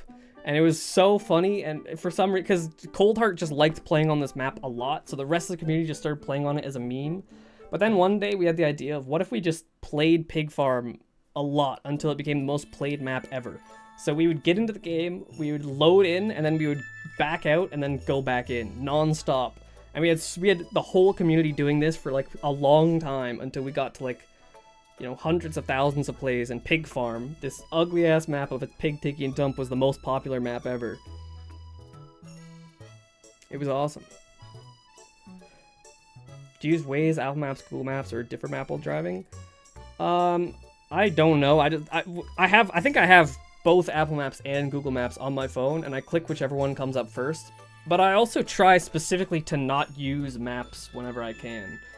Cause like if you, like my dad, he's old. He's, you know, turning 70 this year. If you dropped him in the middle of buttfuck nowhere, anywhere in Canada, it could be 2,000 miles, you know, in any direction, he would be able to find his way home with no map, because he just has a good sense of direction and understanding of how to get anywhere, you know, without needing maps. And I feel like I have a lot of friends who, like, you know, if I'm hanging out and they come to pick me up, for example, I have friends who've been to my house like 20 times who don't know how to get there. They still use maps to get to my house every time. And it's like, that says to me that you are losing something. By using maps and relying on them too much, you are losing the ability to navigate, and I don't want to, you know, I just think it's cool.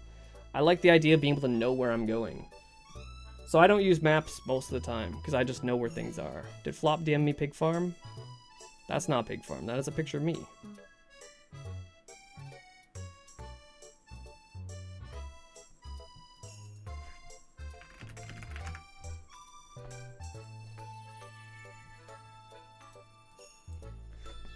What do you think about the Guess the ELO question I asked you a bit ago? What was the question? I actually don't remember. I get a lot of questions, and sometimes I miss those questions. But ask me the question again, and I will tell you. Link to the montage? Alright, let's see it, let's see it. Oh, holy moly, you're using this song. Holy moly. Alright, I'm not gonna watch the whole thing, I will say, because it's 5 minutes and I don't want to get too behind on Ask Bojack. Why? Can I turn up the quality? Is this just because it's Discord?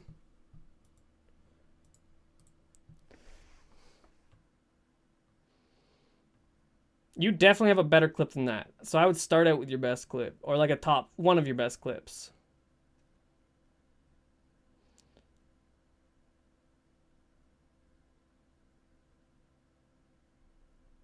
Bang. Bang. Bang. I wish more people made videos like this. Like other games. Oh my god, was that intent? Wait, that's so cool. That's such a cool, that's such an awesome setup. What the hell? I love that. Bang! Yeah, that's awesome. That is so awesome.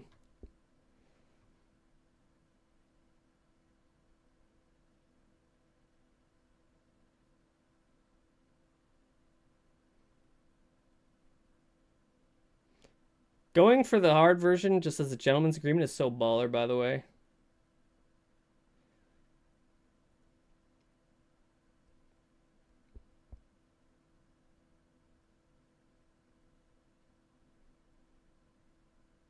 Bangarang. Yeah, I like this video. I like this video. I think stuff like that is really cool. Very cool. Hello, I am that one comp MC guy. I've returned. Hey, I remember you. Welcome back, Ninja. Welcome back. Also, let me look at YouTube. I've been ignoring you guys, and I'm sorry. Played/participated in UCH comp a lot last summer. Absolutely love the community and the game overall. How does the comp side look nowadays? The comp side's looking good. Honestly, I think UCH is in the best spot it's ever been. And I think the next little bit is going to be a big period of growth. There's a few things that are going to happen that I think are going to be huge for the game that I am stoked for. How big of a gap do you think there is between the ranks from bronze to silver and all the way? Great question. I think the gap is... The gaps get a lot bigger. Like, I think bronze to silver is not that big of a gap. In terms of your performance, it is, but in terms of skill and the amount of time it takes you to get to that level, I don't think the gap is that big. Like, if you're bronze and you want to get to silver, you can do it within 100 hours for sure. Gold, you can get there within a couple 300 hours for sure. Plat is where the gaps really start to grow. Holy Kiata playing ranked is fire. It's hard to say. It's really hard to say because I think there are a lot of players who don't play enough ranked to be accurately ranked in terms of skill. But like, gold to plat is where it starts to become real. Like, once you're plat, I consider you to be like a good UCH player. Like, there are obviously people in gold who are good at UCH, but like plat is where it starts, where I really see you as like, if I played against this person, there's a outcome where I could lose. It's possible. Diamond is where you become good. Good. Damn, shoutouts this. Damn, shoutouts. 38-8. Who's he playing against? That's really impressive. Diamond is like tier 4 players and above. Maybe some tier 5 players in there, but like, Diamond is real threat. I think Diamond 1, the gap between Diamond 1, Diamond 2, and Diamond 3 is bigger than the gap between like bronze and silver, silver and gold, even gold and plat. Because like for me, like aimbot, maybe not. Shell is really good, don't get me wrong, but I don't think Shell is like...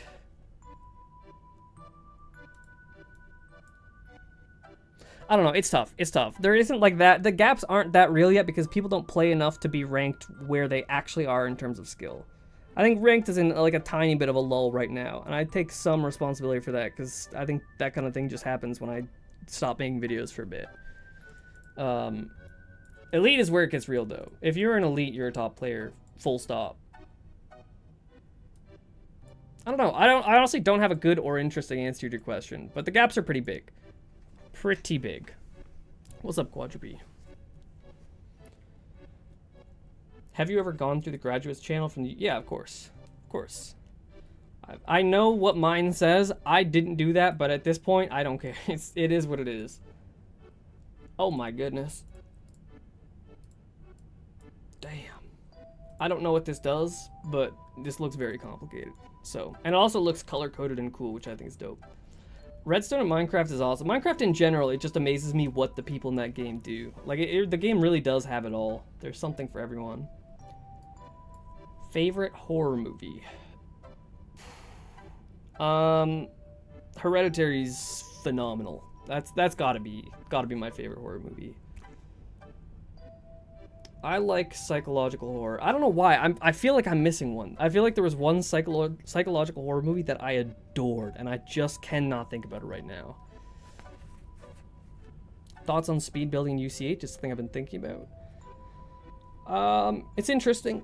I want to do more level jams. I want to do more level jams. I think it's pretty cool. I think building contests are underexplored. I think there's a lot of more interesting ways we could be doing them that we just aren't yet. Why do you think UCH hasn't blown up yet? The honest to God answer is just that I have too much stuff to do. I think if I could right now, if I could finish all of my coding projects and just focus on making videos, I think UCH would blow up. But I don't want to make all my big videos before the community is ready to handle the new people. Yeah. I think another reason for it is just that Ultimate Chicken Horse sounds silly. So there needs to be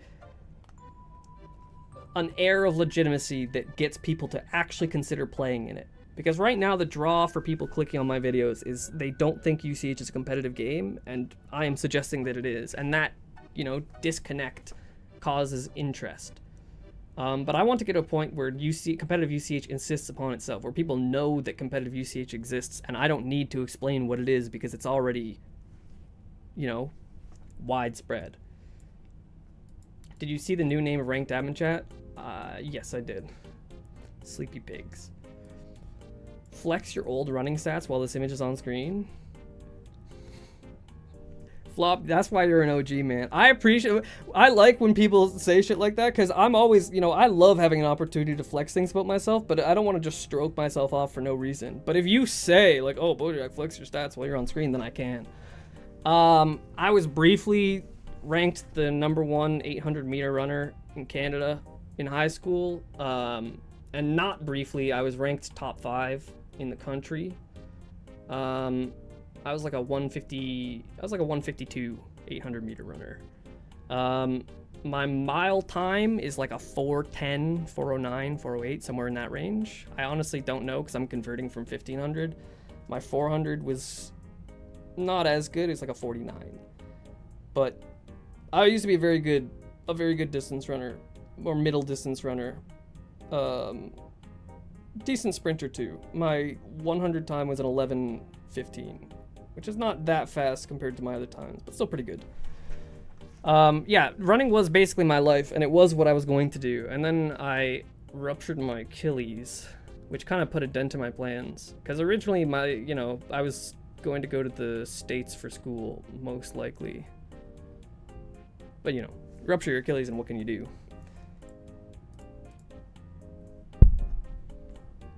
Bow jerking? Absolutely. Someone use AI to remove his hair. Hey, no, that's messed up. That's messed up. Good. Hey, hi, Bojack. Where do you live? I live in Canada. I live in Ontario. I can tell you that much, but I'm not going to tell you any more than that. I live in your walls. Also, hi, Raito. Hi, Joshua. Welcome in, everyone. Bro is legit that uncle that got injured. Yeah, actually, that's true. That's actually true. I hate this because all the time on Instagram, I'll see reels where people are like, that one guy from high school who's like, you know, if I didn't get injured, I would have gone D1. And I hate that I'm saying shit like that, but I do feel like that's...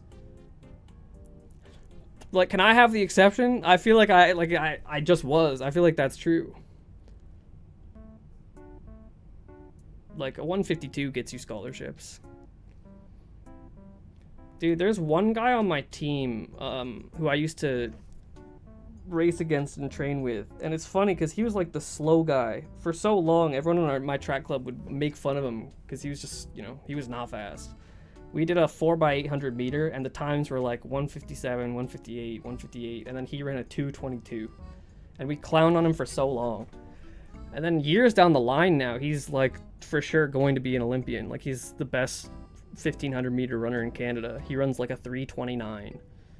It's ridiculous.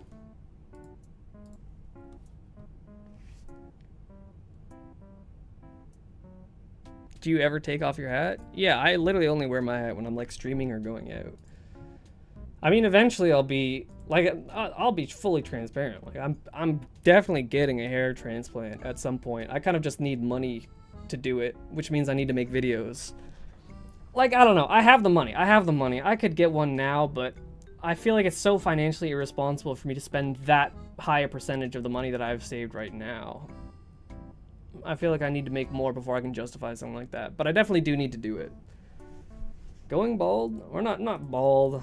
I'm not bald, but it's definitely, you know, it's receded enough that it's something that wears at you. It really does.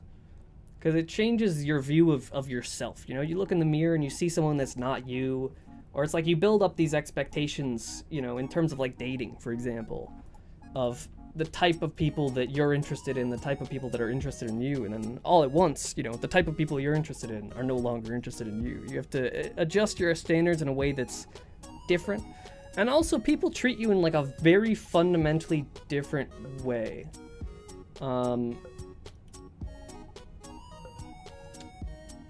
People, the way people respect you is definitely different once you start losing hair. It's kind of crazy. I feel really bad for like short guys too. Like I have some friends who are on the shorter side, and just the way that people disrespect them is so crazy and just like widespread and accepted. Same thing with like, you know, people who are overweight. There are a lot of people who are like, they're overweight and they lose a lot of weight, and then they'll say things like, it's crazy how I feel like people didn't see me as a human before. Now that I've experienced what they treat me like when I'm skinny. It's different. People are nasty in a lot of subconscious ways. What happened to your hair? I turned 19 and it started going back. It started receding, unfortunately. Turkey trip coming in hot though. Turkey trip coming in hot. For the guess the elo thing, what would be the best way to run it from a game design perspective? I could have two people the same rank play and use all players' cam, and then the players guess what tier they're in. I think it would work well, but it isn't really a guess the elo. Since I can't get two people with the exact same elo, I would either have to show just one person, which would work, or maybe I could get two people who are close enough elo to find the average. Low-key, Bren, I think this is an area where UCH Studio would be really, really useful, because you could get a guess the elo clip, and then you could change the animal that the person is playing, or you could you could blur the character out. You know, you could change anything that you can change through Unity Explorer. Probably having two people of similar ranks play. Like, just get a ranked set. Find a video of somebody playing a ranked set where it's not like a crazy disjointed, you know, skill matchup. And then blur out their names and just have like 3 people guessing the elo, and we get points based on if we were close. Could be cool. I wish I was shorter. It feels weird being tall. There's an extent. You maybe wish you were shorter to an extent, but like, how tall are you?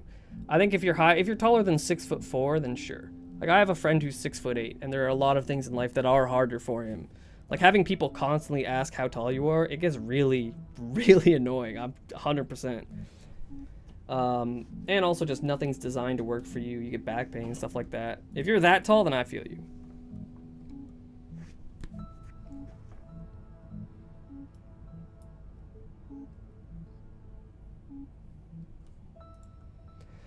I'm organizing. Okay, I'm not reading this.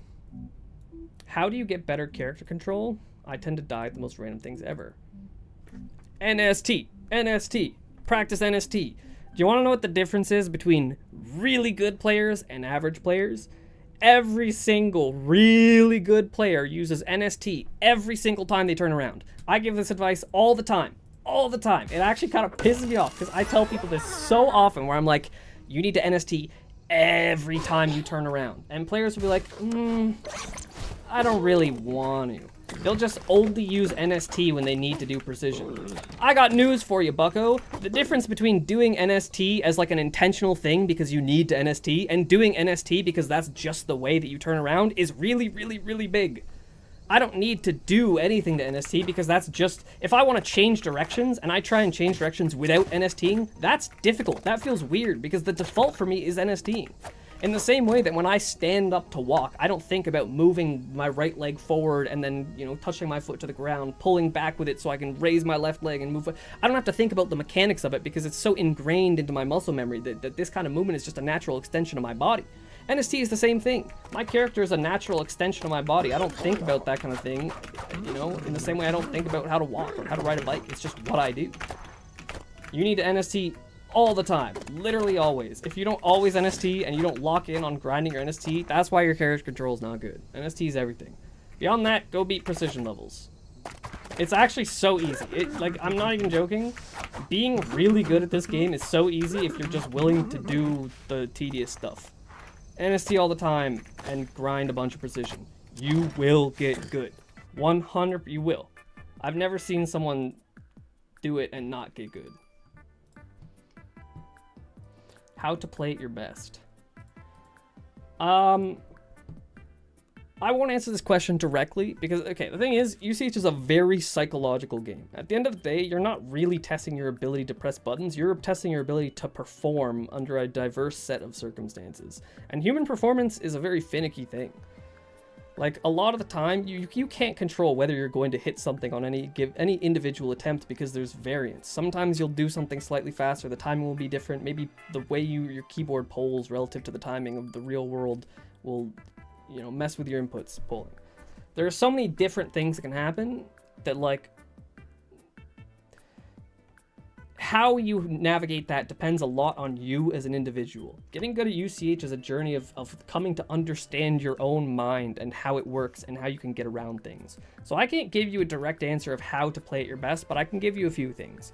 For one, you should have you should work on your B game. Because if you're playing good, that's your A game, but you can't always play at your A game. So you need to come up with ways to play better when you're not playing well. Otherwise, you're just going to shit the bed when you don't play well.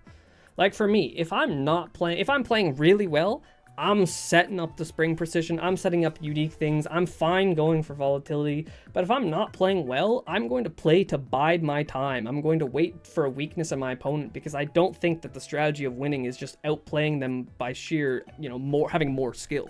If I'm not playing well, that's not going to happen, but they will have a weakness that I can attack. So like the way I approach the game is completely different depending on how well I'm playing, and you should have strategies like that too.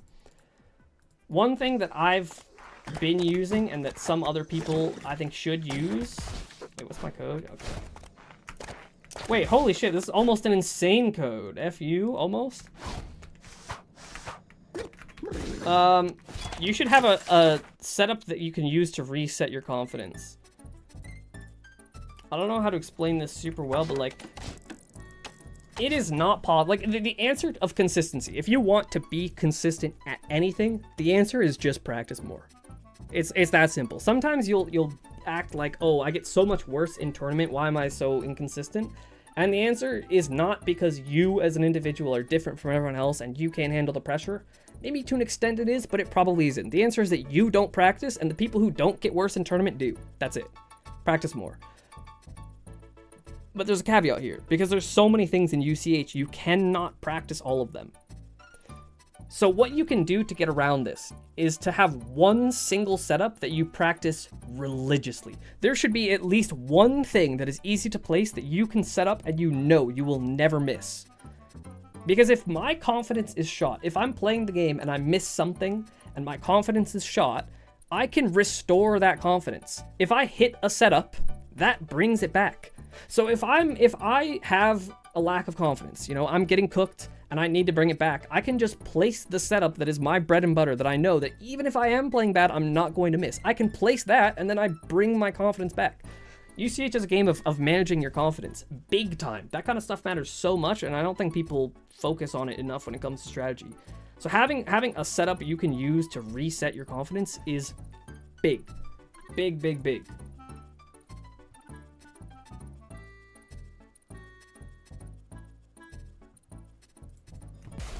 For me, that used to be spring precision. I practiced it so much, and I got so good at it that I just didn't feel like I could ever miss it, and that was just an instant, if my confidence is gone, I place it, and boom.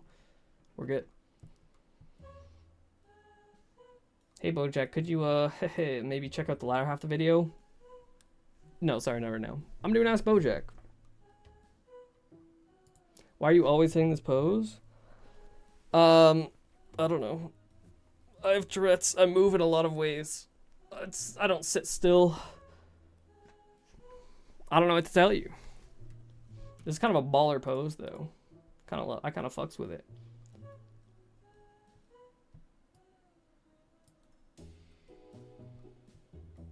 When's the dance stream? Uh-oh. Alright, let's see. Does my map look W or nah? Yeah, this map looks pretty W. I can't lie to you. This map does look pretty W. I like it. I like it quite a bit. It's simple. I would use the water background, though. Water background is actually awesome, and it works for free here.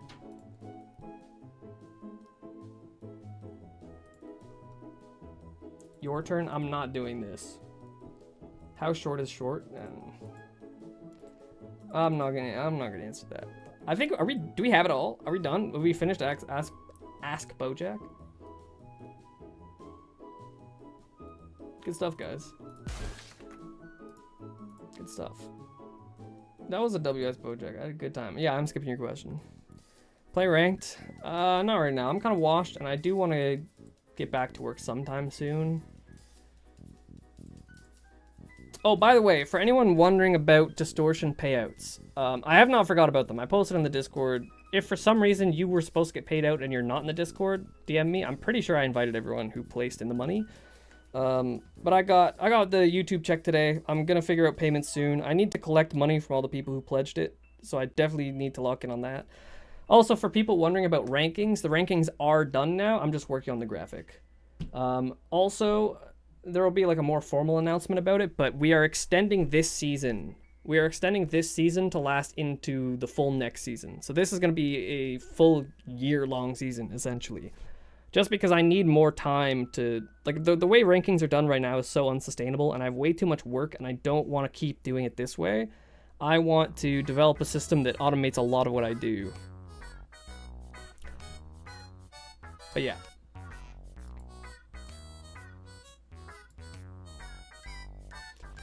We'll figure it out. I think the thing is that I think rankings actually matter a lot, and I don't think I have enough time to give them the proper care and consideration that they deserve. And it's also just not really possible for someone else to do the rankings because the system for putting tournaments into the database currently it's just on my PC, and I don't want to give that to someone else because it has a high chance of breaking things. But yeah. Rankings will be done differently in the near future. So next rankings are next January. Well, okay, so season 3, which is the one that just happened a while ago, that's coming out probably within this week, hopefully. And then this season that's currently happening ends on January 16th. So yes. Yes.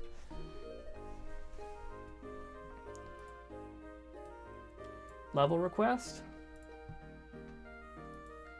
I don't know if I want to do a level request. What's your favorite sandwich? Does a fried chicken sandwich count? Does that count as a sandwich? Because it's more of like a burger, if we're being honest. But like a fried chicken sandwich with like a tomato and dill sauce, unmatched, bro. Unmatched. So good. I also like schnitzel on a bun. If we're talking sandwiches, then like just a standard, just like a normal peanut butter and jelly gets the fucking job done. Would you mind turning on TTS? Yes, I would. I'm not turning on TTS. Okay, wait, let me read YouTube because I missed some stuff. Can you get UCH to add a cow? I don't think I have a little bit of pull when it comes to talking to the developers and getting things to happen. I do have some pull. I don't think I have that kind of pull. I can't influence the animals that they add to the game. No way. How's UCH Studio going? It is going very well. Very well. That is all day, every day what I'm doing at the moment, and I'm having a great time with it. Did you ever post Fortnite wins on your Instagram story to impress girls in 2018? Yeah, bro. Of course. Dude, being good at Fortnite had it mattered. You know, I was in my senior year during the year of prime Fortnite. Y'all don't understand, like, being the best Fortnite player in the school came with things. It was a battle between me and this other guy. I had like 300 wins and he had like 400. It was battles. It was battles. I don't think being good at Fortnite ever got me. I don't think it ever got me anywhere with girls, but with guys, that shit mattered. No way that worked. It didn't work. It did not. Prime Fortnite was crazy because you would have girls thirst trapping on Instagram posting like, can someone come over and teach me how to play Fortnite? And I would always laugh at them. And then one of my best friends posted that on her Instagram. I'm like, oh, come on, what are we doing? I have one. Let me find the video. Let me find the video because it's actually so funny. Oh my god.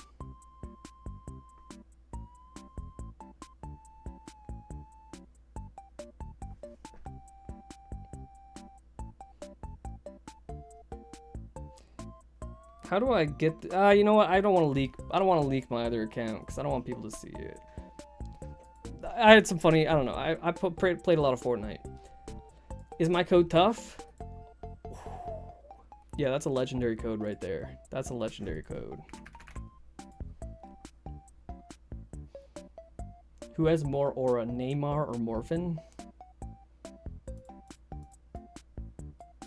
I don't really follow football, honestly. Not that I dislike it. I honestly think it's like one of the best sports for sure. It's pretty awesome. But it's just, I don't personally follow it. Probably Neymar, if I'm going to be honest. It's hard to have that much aura in UCH. Neymar makes hundreds of millions of dollars. That goes a long way towards having aura. Neymar doesn't play football. That's Neymar Jr. What? What's Bojo's Insta? I need it. You can have my normal Insta. My normal Insta is this. I'm not giving you my... I mean, my spam account is privated. My spam account is privated. So I guess like you could know it, but I don't want to run that risk. I don't want to run that risk. Who's the best code in UCH? Yeah, it's either Kiata with Hyde or Pigs with BDSM. I think there was one code a while ago that was like insane, but I don't know. Who do you think is the most handsome UCH player who is of legal age and you haven't seen before? Bro, how many UCH players of legal age even exist and how many have I seen? Not that many. I don't know.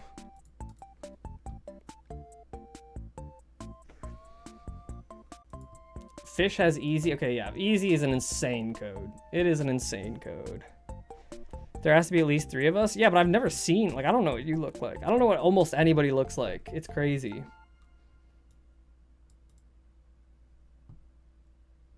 Fuck, what was I just about to say? Do I have a code gamble ready? I think I do.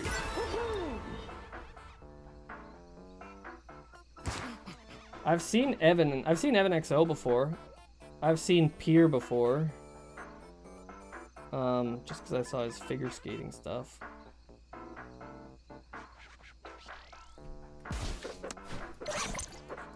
Weak code.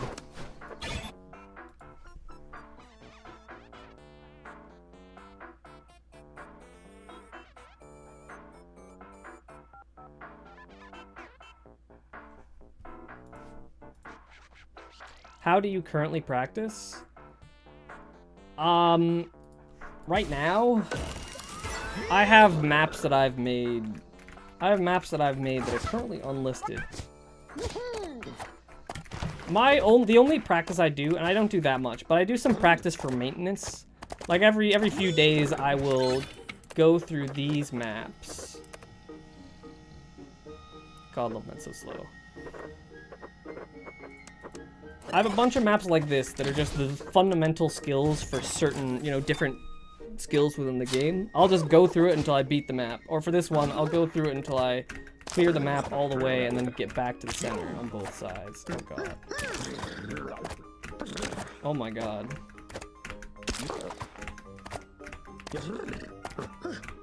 Bro.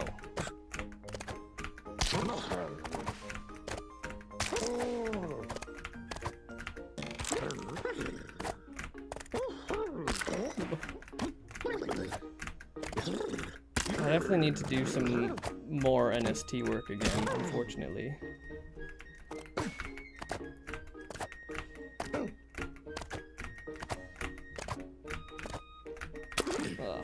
But yeah, that's how I practice right now. I don't do a lot of practice just because I'm really focused on other stuff. I would love to play the game more, but again, like I have too much that I have to focus on. Last question, when are we gonna play a match, Bojack? Shit, I don't know. Make it to me in a tournament and big things will happen. Or we run into each other in ranked. One of the two. But for the most part, I don't play matches with people that ask just for the sake of playing against me, just because there's too many and I don't have the time. And there's also like weird expectations that go into it. Like when someone asks to play against me, I feel like I have to perform well, you know, because I'm Bojack. They can't see me play and it's bad. I don't know. But you know, if we ever organically play a match, then bang, there we go. I have wait, which is pretty cool. That is really good. But yeah, exactly. If you say wait when someone asks for your code, it confuses you. What color am I thinking of, Bojack? Probably orange. How many people in the UCH community have you seen their face? Not many. Not a lot.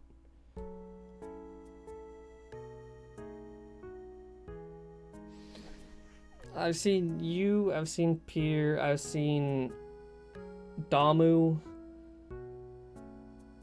Ember had a face reveal a long time ago. So I've seen Ember, that's 4. I've seen... Bro, I don't even know who I've seen. I really haven't seen a lot of people. Let me look at the list. Maybe I have seen more. I haven't seen Morphin, Kreutz, Fish, Raito. I've seen Evan. No,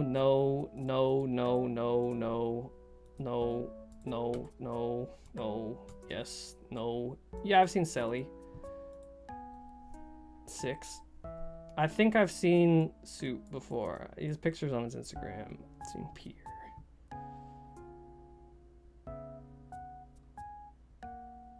Yeah, the UCH community does not face reveal. We need more people who have their faces seen so that we have more streamers. Because it's so hard to stream with no face cam. And I want more UCH streamers.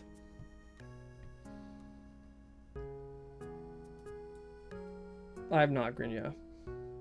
Flower, this goes crazy. This is tough. I'll say it. This is tough. Devsky, yeah, true. Devsky, Bren.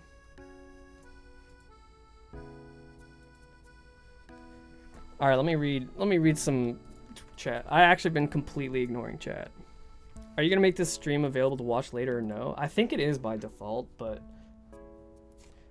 I don't know. I'm not gonna intentionally. If it's available, it's available. I think it will be though.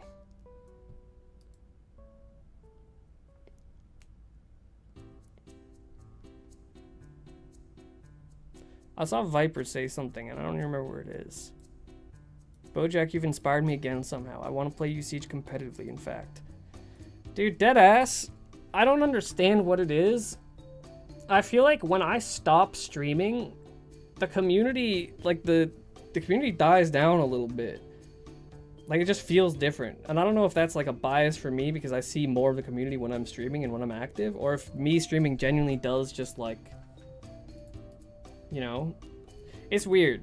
But it sucks because I want to work on the stuff that I'm working on now, but every time I leave to go work on like coding projects for like a month, I feel like the community simmers down, and that's bad. That's really bad. Oh, what makes a recognizable main? I think it's just, it has more to do with the player than anything. Like, if you play the same character all the time and you are a player of note, it just becomes a recognizable main. It also has to look good. Like, I see a lot of people use these crazy outfits with a whole bunch of mismatching colors, and it's like, I'm not gonna remember that. But it's something simple and fresh and clean like this, I'll remember that. That's Kreutz. How much would you pay for an account with Bojo code? I probably wouldn't pay anything because I genuinely really like the code gamble. I love code gambling. It's so fun. Every time I open the game, every 5 minutes I just get a dopamine rush. It's sick.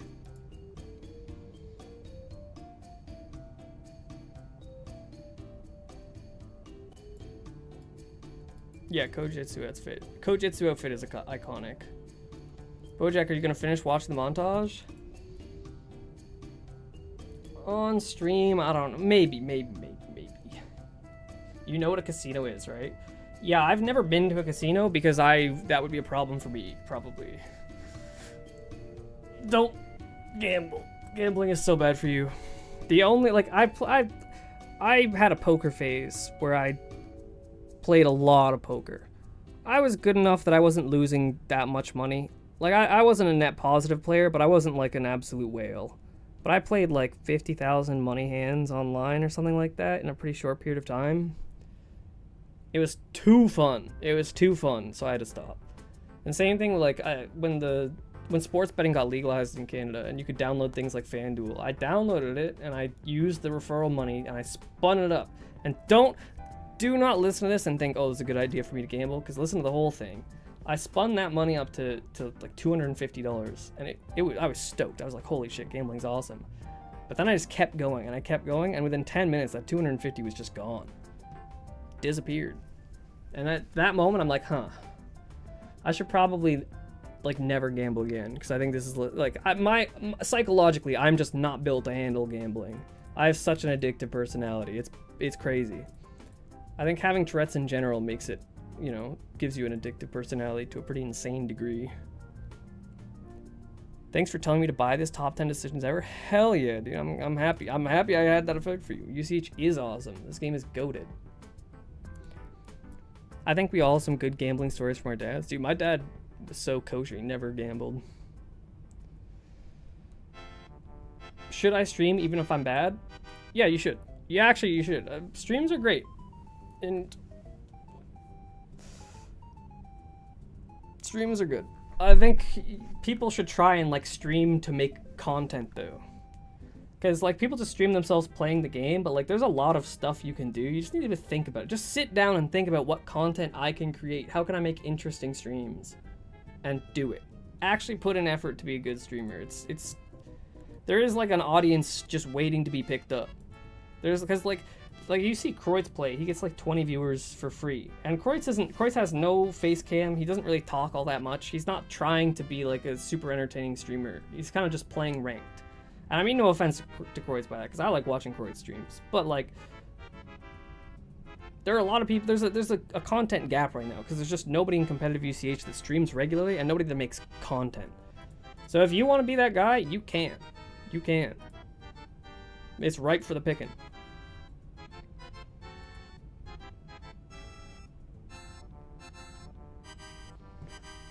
What's the biggest money you've lost?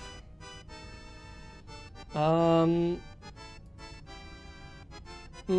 in Super Smash Bros. Melee, when I first started out, I money matched players a lot so that I could play against good players to, like, get good as fast as I could. And it worked. I think that's the fastest I ever improved was when I was doing that, but I lost like $2,000 total in a pretty short time span. But I don't know, that's not even really gambling, because I was playing against players who I knew I was going to lose against. What time do you go to sleep? Pretty late. Right now, my sleep schedule is like 6 a.m., but I don't know. I want to wake up earlier. I do, because I can't stream as much when I'm waking up too late, you know? Like, it's 6 p.m. already. I would like to start my streams at like 2 p.m. But yeah, right now 6 a.m., but I want to try and aim for like a much earlier bedtime. Is chicken with yellow mohawk memorable?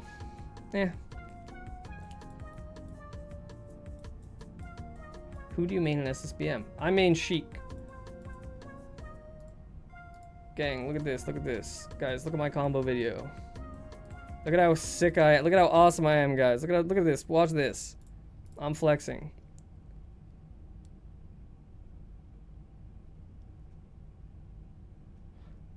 Crazy extension. Oh my god. Wow. Crazy reverse hit fair. Oh my goodness. This combo's ridiculous, by the way. You ain't never seen someone hit this, by the way. Oh my goodness.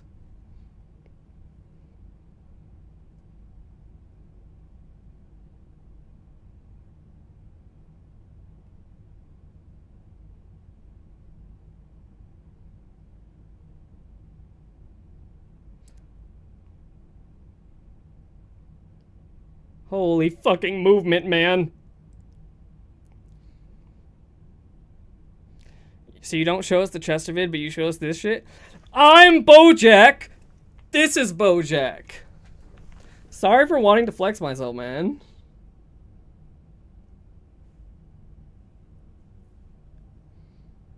This combo kind of sucks, I won't even lie. This one's not good. I don't know why I included this. It's just because of this.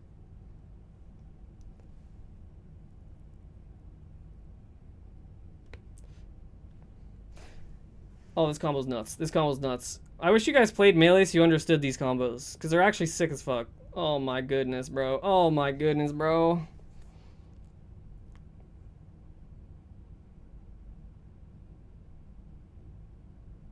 Oh my god. Okay, we got one guy who can appreciate them. For those who don't know, Ant farms me, by the way. He's my local demon. He plays Luigi. He big dog Zane, by the way. Just thought I'd let you guys know that.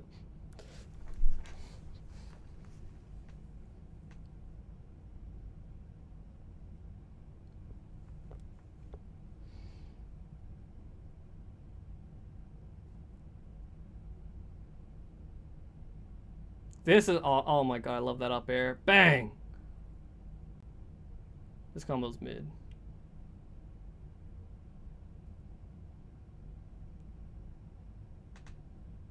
Have you ever played Rivals of Aether? I have. It's not for me. I don't love it. I like Melee, and Rivals does not feel like Melee.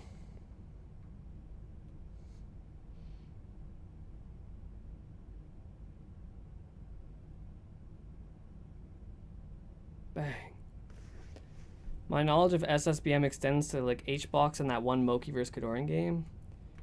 Bro, I'm not. Let me flex even more one time real quick.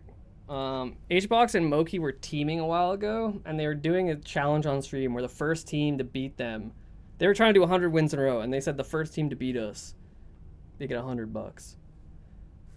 $100 in my pocket, baby. Actually, $100 in my pocket, brother. We all know. Dude, is that real? Well, I'm saying it regardless. I don't even care.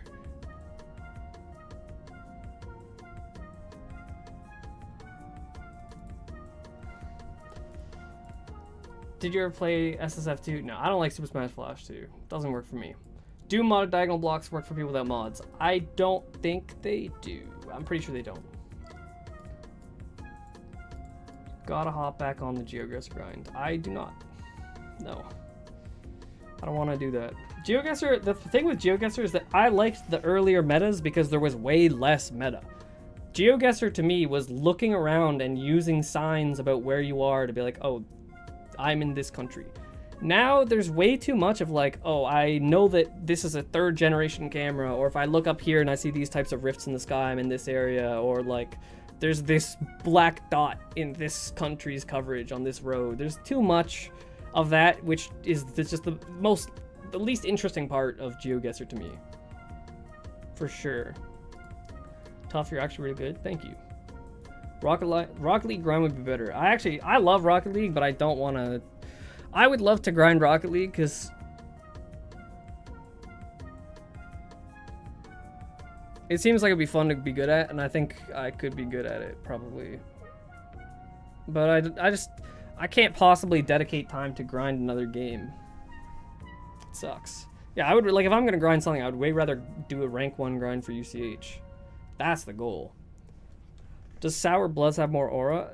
Neither. If you talk about a secret Discord server publicly, there's no aura to it. But if other people talk about it because they know that it exists, that's where it becomes aura. But if people from the Discord server talk about it, it's just like, oh, look at this, I'm part of this exclusive little club and you guys can't come in. There's no aura in that. It's lame. It's lame. Favorite melee player? I have a bunch of answers to that. I honestly really like Zane. I think the way he plays is cool, and I think he's fun to root for. Like, I think he's a good face for the game. When Zane is the best player, I think it's better for the game than when, like, Cody's the best player.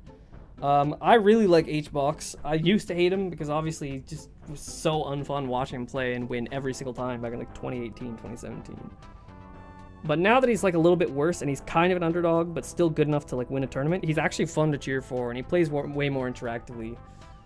Also J-Mook because he plays Sheik, and every time I watch him play, it just blows my mind. And okay, no, my favorite melee player is Crudo because Kyle is my guy and he's just fun to watch. He just does some insane shit. The way he approaches Sheik is so unique.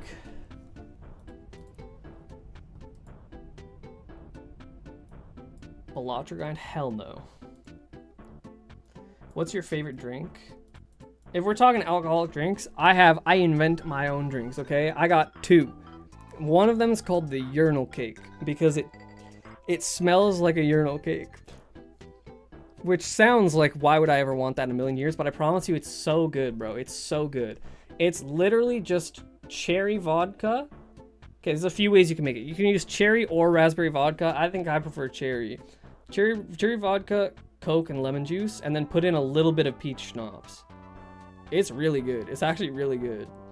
The other one's called Corette juice. Corette being my last name. And it's just Powerade, gin, and like blue Powerade, gin, and lemon juice, but like a bunch of lemon juice. Oh, and Sprite. It's really good. It's gas. All right, take it easy, Miso. I think I'm also probably going to... Okay, wait. If we're talking overall drink... No, chocolate milk is the best drink. Chocolate milk is like the best... It might even be the best consumable. Chocolate milk is incredible. Can you speak any other language? No. Even though I'm Canadian, I cannot speak French. I feel like you don't learn enough in school to speak it fluently unless you continuously use it. And I didn't use it. And if you go to Montreal, or if you go to Quebec and you speak French, they're so mean about it. They don't... Like, my French isn't good. I know, bro, but you don't even mean. Alright, I'm gonna give you guys 30 seconds. Okay, I'm gonna start a timer. If within those 30 seconds I don't see a question that's, like, really interesting. Okay, well, instantly we get questions I want to answer. Favorite big event that happened in the world last year? I don't know. I would have to really think about it, because I can think of events, but they're mostly bad. I think the cultural resurgence of China in the West has been really interesting to me. I mean, it's obviously just like a byproduct of people becoming disillusioned with Western democracy through Trump. For sure. But... I don't know. I think my entire life I was fed a lot of propaganda about China because we're allies with the US. But now that, like, Canada has better relations with China and you can just go there, I have a bunch of friends who've been to China and they've all said, like, very positive things. And I feel like my perspective on it has just been changing overall. But what's my favorite event that happened? Low-key, League of Legends Worlds. I went down to visit some friends and watch that overnight with them, and it was awesome. I had a great time. League of Legends is like the best esport. I'm not answering this flop. Will there ever be a perfect UCH player? No, no chance. No chance. I think the cool thing about UCH is that because it's not about just getting muscle memory down, it's about human performance and mastering that. The fact that nobody's ever mastered human performance in anything else tells me that we're never going to master in UCH either.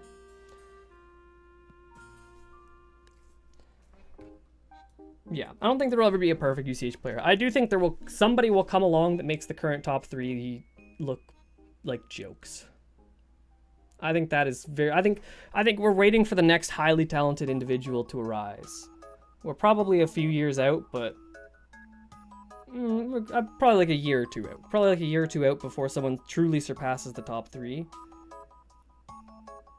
But I would love to see it. I would love to see someone who pushes the game further, because there is so much more you can do. What are your thoughts on people doing montages about UCH? I think UCH content in general is good, and we need more of it. And people should try things and explore and experiment. Do it. Go make stuff.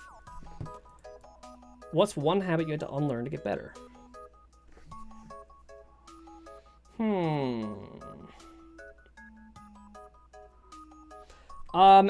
Okay, this is difficult. This is hard to answer, okay? Because I don't want people to take this the wrong way. If I say I have to unlearn a habit to get better, that doesn't mean you should not learn the habit to begin with. Almost JK. If you think about learning like physics in school, right? Originally, you learned about how atoms are like these little tiny balls, and then you learn about different models of the atom, and it's like, oh wait, actually what we taught you was wrong. This is how it is. And it's like, oh, actually that was wrong. That's not true. Quantum physics. And then it's like, oh, well, we just taught you like a simplified version. That's not how it actually works. Here's how it actually works. The entire way, you're learning things that are not true, but they develop your base and understanding so that you can get to the next layer. And that kind of thing applies in UCH too. So for example, the biggest thing for me is like, I use NST as a universal tool. Anytime I'm changing directions, I use NST. There is not a single type of precision where I don't use NST, or where I didn't. But the thing is that NST is not always good. A lot of the time, using non-sprint is way better, because then you have, you're moving slower, so you spend more frames in the area where you want to be turning around. There are so many areas where freeform movement is more valuable than just using sprint into NST everywhere. But the thing is that if you want to get good fast, learning to use NST in every situation is just better. It is better early on. Even though it's not optimal at a theoretical level, it's better because you have one tool that you can use for everything. So as long as you get really good at that one tool, you will get really good at everything. But for me now, learning to use more freeform movements in a lot of areas that I play, I get better whenever I use those, but it takes a lot of effort. I have to learn so many specific things and ways of moving and thinking that it's difficult. And I think if you haven't mastered NST and using it everywhere, I don't think it's worth dipping into that side of things yet. If that makes sense to you. I think there are probably a lot of other things, like learning to go slow. Learning to go slow when I'm expecting, like, I could die in a silly way here. Like, maybe there's a hockey puck placed and I haven't been paying much attention. I should go slow and scope things out. I used to die all the time to silly stuff like that, so I did have to train myself out of that. Do you think in 1 year, half the top 10 is still going to be top 10? Well, that's a good question. Let's look at the current top 10.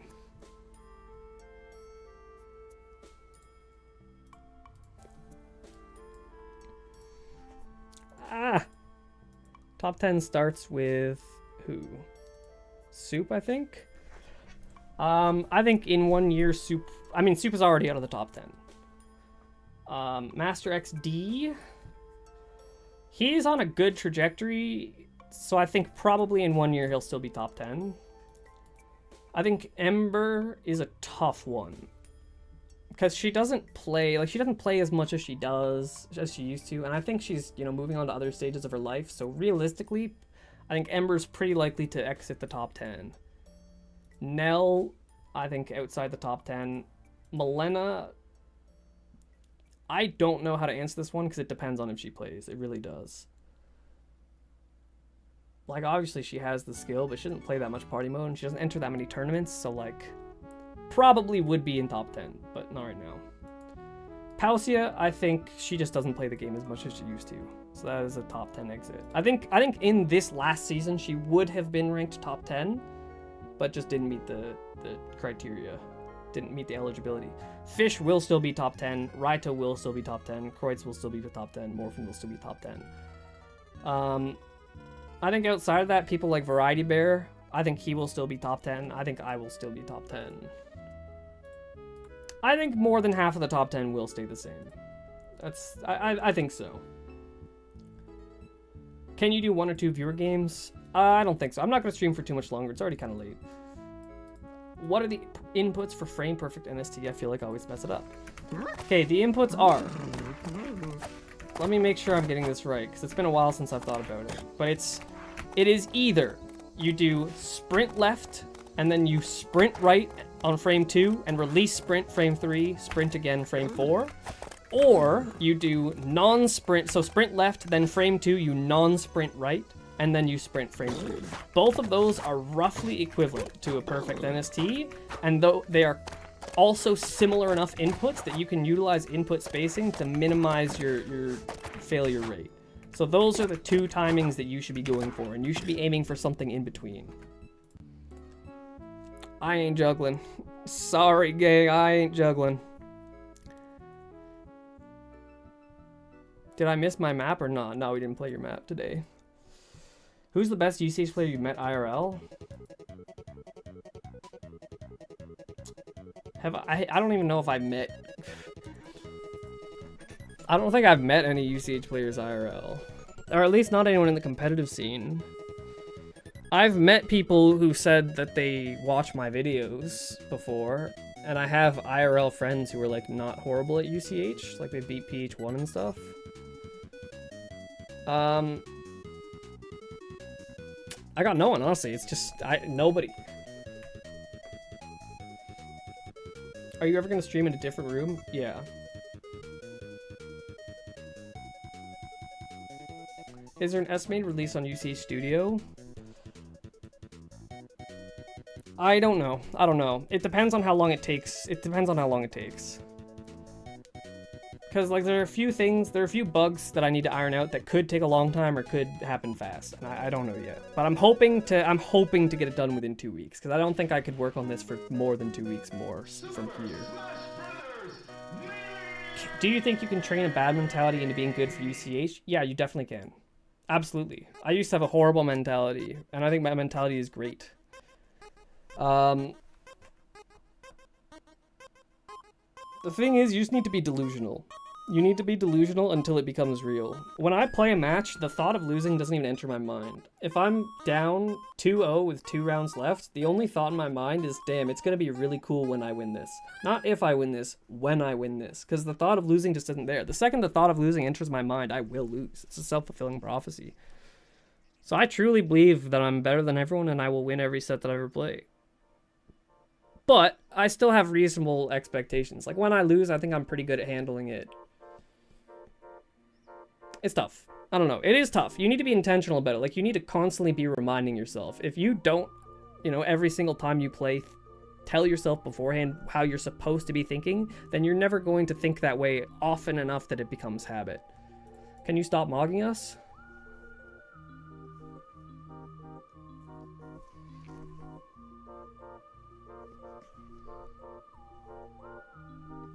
Yo, can I plug my stream here? Once I finish my stream, go ahead, honestly. If you start your stream and then DM me the link, and I will follow you, and then I will raid you. Give us rankings soon. I need to make the graphic. What's your opinion on me possibly moving to live in Canada soon? Canada's awesome. Canada's awesome. There's a lot of problems with Canada nowadays, but I do think it's still one of the best countries to live in. Good for you, man. I hope you're excited. It'll be fun. Would you rather beat PH1 with your elbows or PH1 without a hat on stream? Obviously elbows, because I could do that, probably. Yeah, I could. I think I could beat PH1 with my elbows. It would suck, but I don't want to remove my hat on stream, because I think people are pretty rude a lot of the time. When it comes to the whole, like, viewer-streamer dynamic, I think people are used to, like, queso, where you can make a whole bunch of fat jokes and it's funny because he's in on the bit. Or where you go to, like, Los, and you can, say a bunch of mean things to him because that is the funny part. I think there's an existing culture in streaming where that's just like the expectation that you can be mean to the streamer and they won't mind it. But I'm a human, I'm just a guy. I'm a vulnerable person, for sure. I feel bad about things, and I do not want to open up my relationship with chat to that kind of thing. Not worth it. Bro has said the exact same thing multiple times before. I do that all the time. I genuinely do that all the time. I'm a broken record. I have a lot of things that I like to say over and over again. Another UCH movie / series. Someone else could make this. I will never make content like this. It's just not, it's not what I think I'm good at. How to handle losing.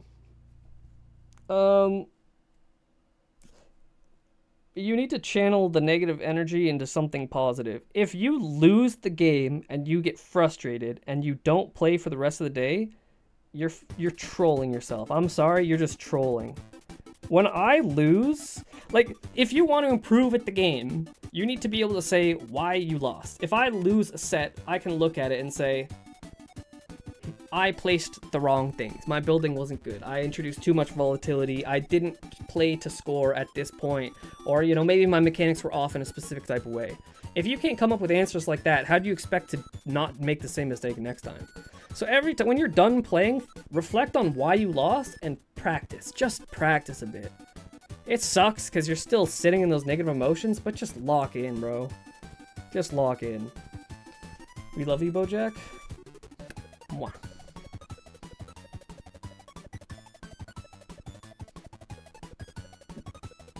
Is it the magical hat that makes you better at the game? I was better at the game when I had hair, frankly, so no. Would you rather ban flop for the comp server or ban spring precision from the game?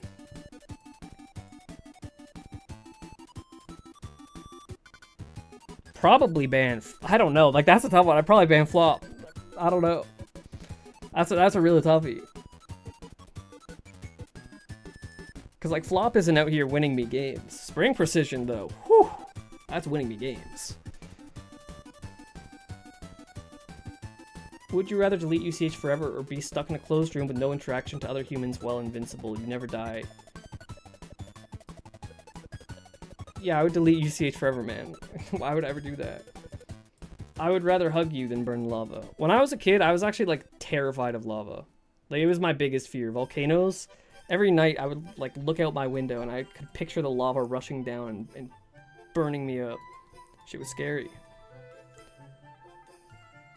I met Bojack, he just doesn't know.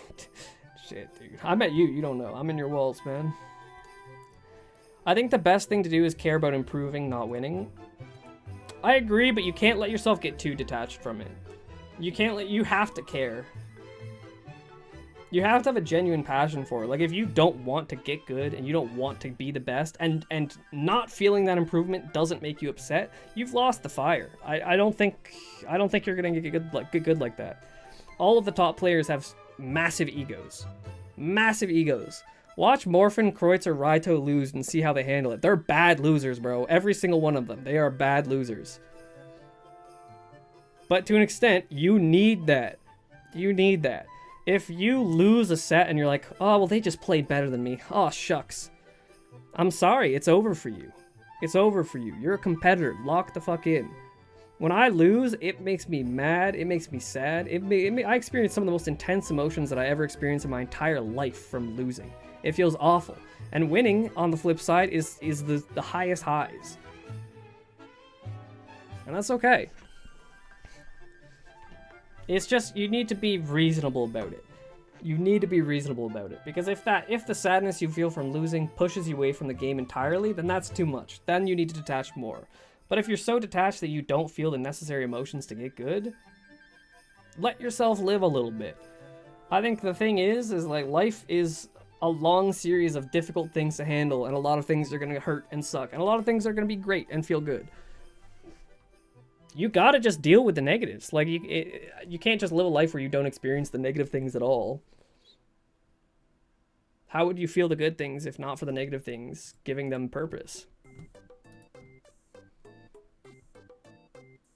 Most of my frustration comes from not being as good as I could be. Yeah, I feel you. I feel you. I don't think you should accept that it isn't as achievable as you thought. Because the thing is, most of what talent is, like, you can't afford to view it as, like, I am not talented enough to be that good. Because, like, I do think talent exists, but I also believe that most of what talent is that everybody improves in a different way, and talented people just happen to do the thing that makes them good by default. For some people, you might not be good for a long time, but if you try different things, you'll find something that sticks eventually, that will actually make you good. What you really need is some sort of feedback loop where you play games and you analyze those games to get things to work on, and you work on them to produce improved gameplay. And that loop goes on forever. That improved gameplay becomes more things you analyze and get better and better and better. If you don't have some form of that is constantly, like, it's a self-perpetuating cycle, it's kind of like an engine. If you don't have that, then you're not going to get good. Find that for yourself. Find the version of that works for you. It could be anything. UCH is such a versatile game. There are a million different ways you can improve, and if you're truly plateauing and you're not a top, like, 5 player, you haven't found it yet. That's all it means. A new approach is the key. 100%. Now, granted, that's a very frustrating thing, because it's hard to tell when an approach is or isn't working, but, like, it's possible. It's definitely possible. I mean, hell, even for me, I have found things that have improved me better. Like, when I first started, I was getting good really fast by just practicing stuff in free play, but I ran into, you know, eventually that hits its limits. I plateau because, like, free play practice can only go so far. It doesn't give you muscle memory context in the context of a real game, so you're gonna struggle. Then I started doing practice in challenge maps where I had the pressure of you know, losing a run. I did speed runs, which improved my movement. I started doing, you know, free play in party maps to give myself that context. There's a lot of different things that I do to improve, and doing a bunch of different things has led to more improvement than just doing one thing over and over again.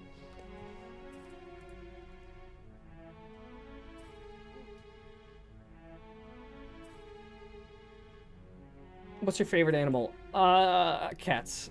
I used to love frogs, but and I'm realizing now is like it's a boring answer, but I just love cats. Favorite color? Green. Why do you want to end the stream? I need to pee and I need to feed my cats. What's the most unique player name? I'm not gonna lie, MLG Robo Jesus actually was kind of awesome. I'm not even gonna lie, that was pretty unique. I don't know. Will you potentially watch the end of my montage? Okay, yeah, I will. But I'm gonna be fast about all these. If you talk to your old self, what would you tell him? Get finasteride now! Probably, that's what I'd say. No, I would tell him... Like, I'm assuming we're not including stuff like invest in Bitcoin. I would tell myself to get diagnosed for ADHD. Because I had a lot of issues growing up that were because I had undiagnosed ADHD that I just didn't realize. And I would also tell myself to, like, learn how to lock in now. Like, if I was talking to high school version of Bojack, I would tell him to learn how to study, learn how to do things you don't want to do now while you're still in a low stakes environment. Because for me, like, I had to drop out of university multiple times because, like, I just didn't have the ability to lock in, and then so much work piled up, and that makes me depressed, and then, you know, I just can't do anything from there, and it's a self-perpetuating cycle that ends in me having to drop out. I dropped out of school 3 times because I just never, the same thing would happen every time, and I never really learned from it. And I don't think there was ever really an issue of, oh, I don't feel like I'm smart enough to, you know, figure out the material. I just never really learned how to study because school was so easy for me for such a long time, and I assumed it was going to be like that forever. But it was not. It was not like that forever. You cannot get around it. You have to do work once you get to university. I'd tell myself to learn to lock in. I would tell myself not to play Capture the Flag. Because all of my problems with injuries started because I played Capture the Flag one time. In high school, it was like athletic leadership class, and my teacher, we were doing like outdoors in the snow Capture the Flag, and I told my teacher, I'm like, hey, I've got like a little bit of an Achilles issue right now. Can I like forego participating in this? Because like I don't want to be running around in snow and boots. That's really bad. And she's like, if you want the marks, you have to play. Which is crazy, by the way. Actually crazy that she would say that. But yeah, that exacerbated my Achilles issues pretty significantly, and that kind of snowballed into every other issue I had in life for a while. For sure. It was a big butterfly effect. What else would I tell myself? Oh, okay. I would either tell myself to get into computer science out of high school or get into neuroscience. I think neuroscience is so interesting, and I think a big part of the reason why I struggled in school is because I went in with the expectation that I had to be an engineer, you know, because my older brother was an engineer and I looked up to him so much, and he liked math and science. I was good at math and science, so it just seemed like a good fit. I'll do engineering. Got into a good school, got into a good engineering program. It wasn't for me. It wasn't for me. They don't really prep you in high school for figuring out what you want to do for the rest of your life, and I don't think they tell you how serious of a choice it actually is and how much you should focus on making sure you do that choice well. I think there should be better resources for having people experiment things and learn what they actually want to do in life. That's one major failing of high school, in my opinion. But yeah, computer science or neuroscience, I think I would have succeeded a lot more in life. Or I don't know. Honestly, I don't think I would have succeeded more in life because realistically, I think the trajectory I'm on now probably outpaces anything I would have been doing otherwise. Like, if I had a good job in software engineering, I don't think I would have as much potential as I do with what I'm doing now. Sky's the limit. I believe in myself, you know? I can see a world where I get to like 1 million subscribers. I feel like my videos are good. I think I can. So I don't know. Maybe I would tell them not to change anything because I love the life that I'm living now. It definitely comes with its issues, and it definitely came with a very long period of despair. But I wouldn't be me if not for the decisions I made.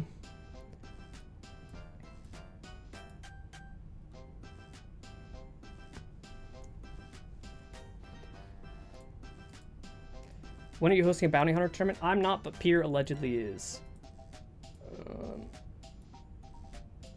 In a world where you aren't tapped in with Rich, what animal would you want most in UCH?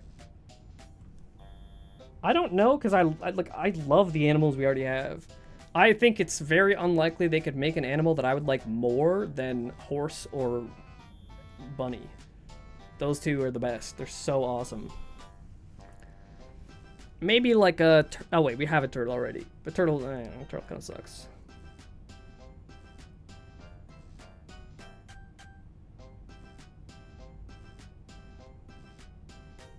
Just like a normal lizard? Like, we have chameleon, but I don't know. This is a tough one. I don't have anything. I really don't. Platypus. What's the hardest would you rather you were asked? I've never been... I can't remember any. I have nothing. Would you rather never use a word welcome or... no, this is a meme question. I'm not answering it. When are you telling them about Ultimate Chameleon Hippo? Yeah, guys. Sequel number 2. Sequel number 2.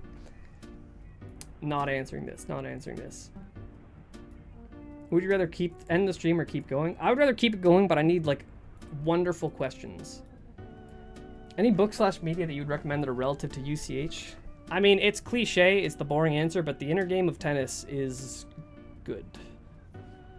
If I'm being honest, and I don't even want to say this in, like, an egotistical way, but, like, I read the inner game of tennis, and it was kind of just saying a bunch of stuff that I already knew from my experience in competing. But I think there are a lot of people who don't know all those things. And if you haven't, read Inner Game of Tennis. Is this a wonderful question? No. All right. I'm giving you guys 30 seconds. Timer starts now. If I don't see a great question within 30 seconds, I'm ending the stream. Well, Chester's video first. Here's what we'll do. I will watch Chester's video, and then if I don't get any great questions that time, we end stream.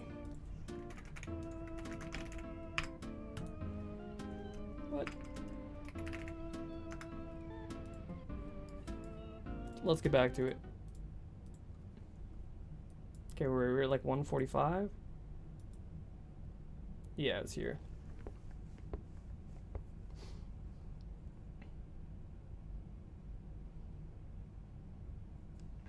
Holy moly.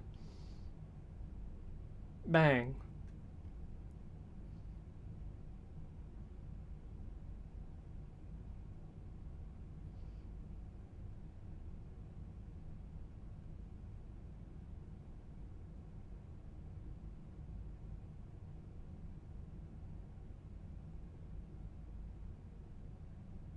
I think transitions could help you.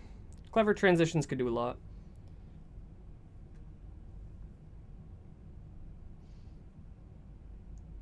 Also, clip ordering matters a lot. Like, you need to keep the interest high. You gotta start out with something really strong, but you gotta sprinkle in the good clips here and there to keep people invested.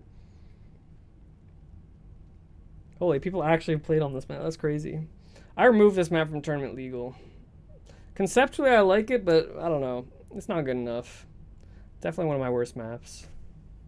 Probably. I don't know. Maybe.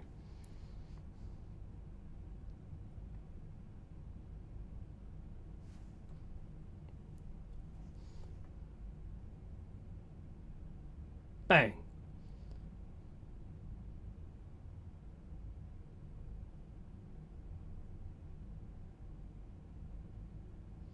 I would also trim it down. Like, there's a lot of clips here that, like, this part of the clip is not necessary. You could have just put in the first. Like, this feels like too much. Holy moly. Like, you could have sped up the middle section, I think. Like, IMO, this video doesn't need to be 5 full minutes long. At least with the content. Like, it's good clips, but there's a lot of them where it's like, there's too much downtime in the middle of it. Bang. We already saw that. You already put that clip in. That's a double. Bang. Yeah, you did. I swear on my life you did. Or maybe, low-key, maybe I saw that clip on streams and videos, and that's where I'm thinking of it from. That's also very possible. Holy moly. Bang.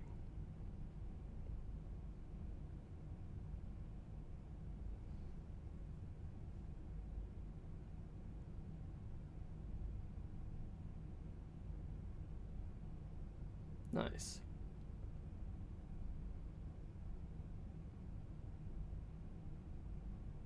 Oh my god, that's such a scary way to do that. Ballin'.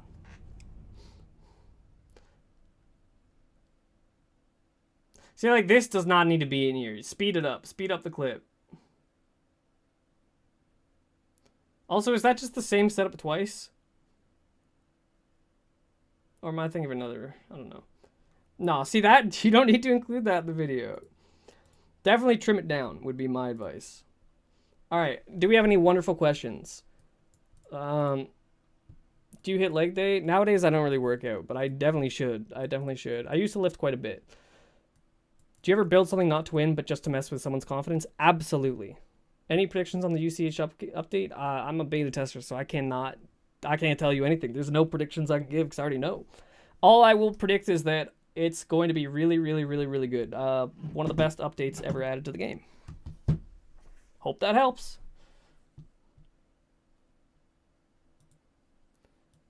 Which is worse for UCH tourneys? Being a terrible comp builder but having a great mental, or being a great comp builder but having terrible mental? I mean, Morphin low-key has bad mental, and he's the best player. Well, right now, Croix is the best player. But you know what I mean. Like, Morphin's... If we're talking about this era of UCH, Morphin's the best one. And I think his mental is bad and his building's great. But also, VB is, like, not a great builder, but he has a good mental, and he's also top level.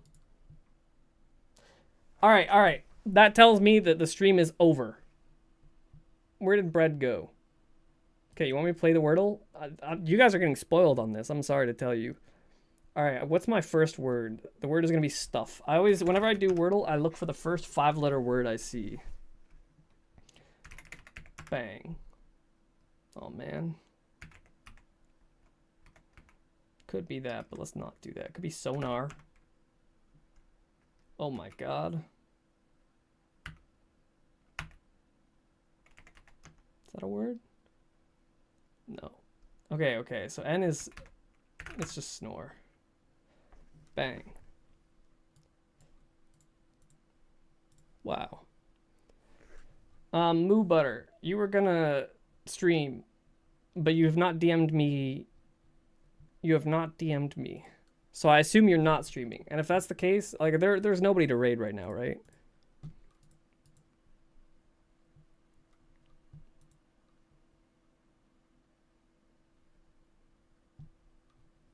Yeah, I'm seeing no one. Bojack, the people want it? Okay, fine. I will play the word. I'll play this. Humans can't reliably recall colors. This is a simple game to see how good or bad you are at it. Oh, I hope I didn't miss anything from the YouTube. Low-key. How long did it take for you to master UCH? I'm at 5,000 hours right now, and I have not even mastered it. But it took me, I want to say 2,300 hours to get to be the best in the world. But that was, I don't think you can get to be #1 in that few hours anymore. I think it was easier back then because just we hadn't been playing for as long. Where do you find the text channel you're in? Let me send this. Let me send this. Bang. Here you go.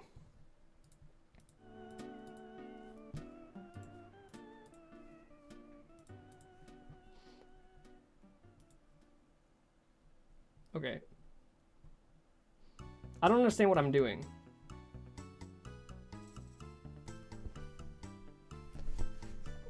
What? It was like this, but a little bit more like this. Oh, it was way darker. Okay. Okay, now that I know that's what I'm doing.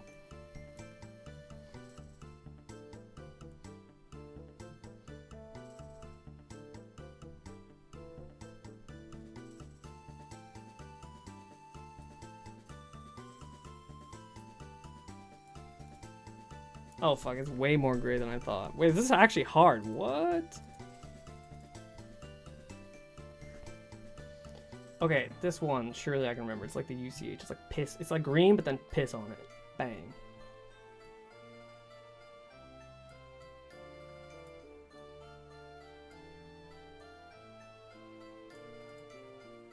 Oh man. Bro sucks. What do you mean, bro? This is actually hard.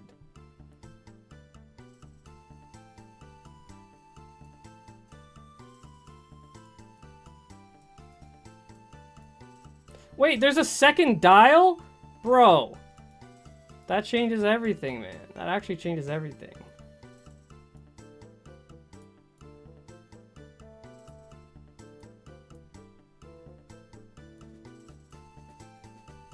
Oh my, it's so free. It's so free for me.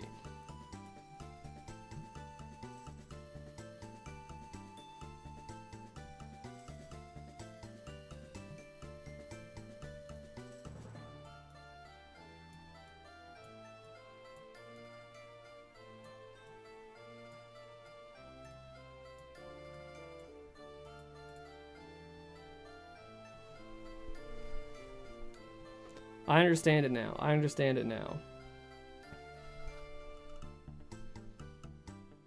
Alright, so now can I go medium? Hard mode? Yeah, I'm cooking your ad. Watch this, watch this. Wait, what just happened?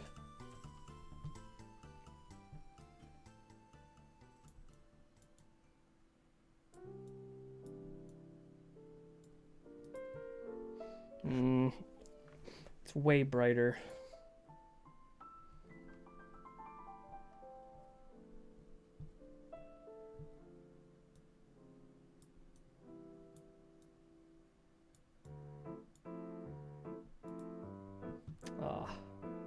This is hard, man. This is actually hard.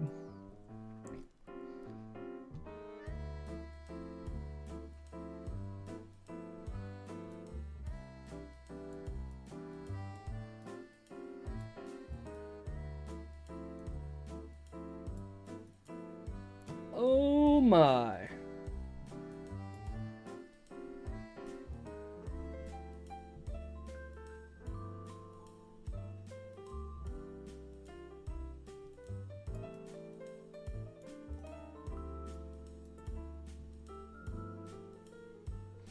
I think that the way I have to remember it is just in terms of the closest UCH color.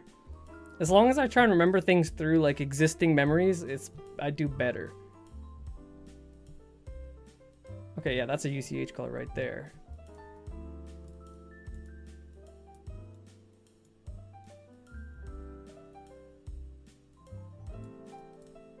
Oh, that was not it. That was not it at all. This is hard.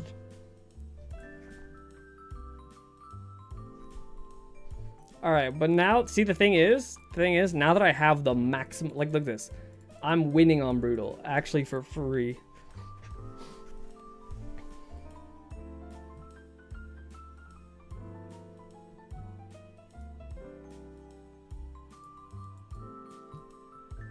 Bro, what is that? That's bullshit, what the hell? Okay, so lime green, slate.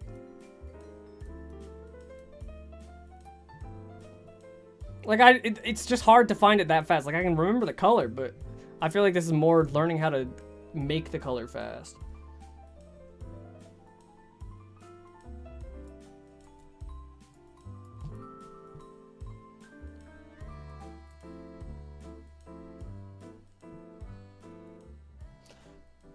Bluish green, then gray. So bluish green, then gray. Slightly greener, like that. I'm him, by the way. I just want to let you guys know that I am him. I just wanted you guys to be aware of that. If you ever thought that I wasn't, you're wrong. Okay, so this is like sky blue on the bluer side of things. Like here, sky. Fuck. Oh, I'm nobody. I'm not him, and I never will be. I never was. That's hard. Do the daily one. There's a daily? Oh, bang. Let's see it. Wait, this game's awesome. Okay, so this is like pinkish. Halfway between purple and red. Like.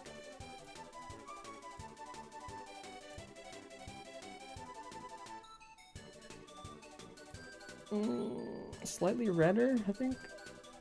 That's not bad.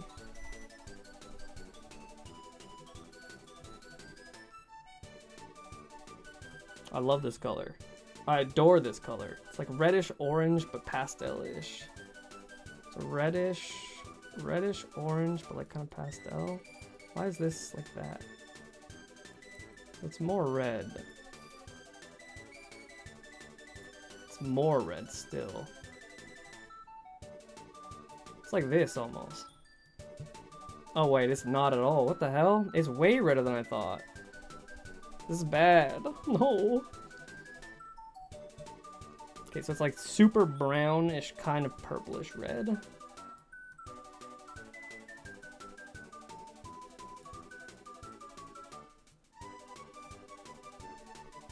No.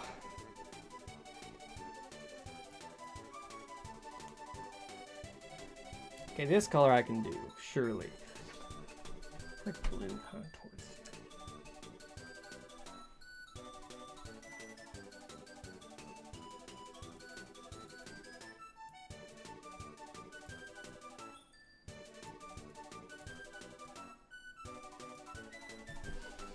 That's hard, man. This is so hard.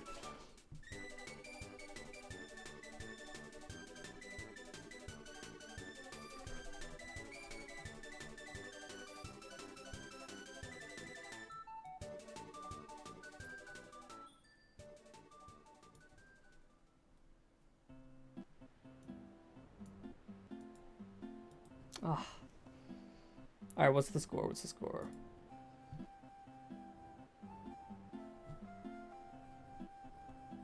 Number 20,000 out of 23,000? How is everyone that good? What the hell? I feel like the big difficulty of this is how hard it is to make the color. Because, like, I can remember the color, but the longer it takes me, like, all the time that I'm taking to make the color, I'm slowly forgetting what it was like. If I can make the color faster, I feel like I can remember it a lot better. This is interesting. All right, one more. What if I rip one more? What if I genuinely rip one more? If I genuinely just do one more? Yellowish.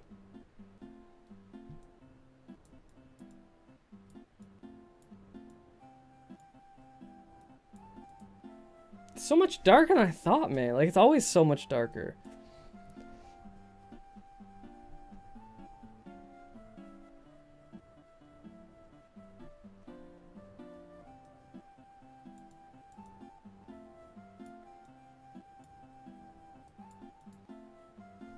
No, it's not good.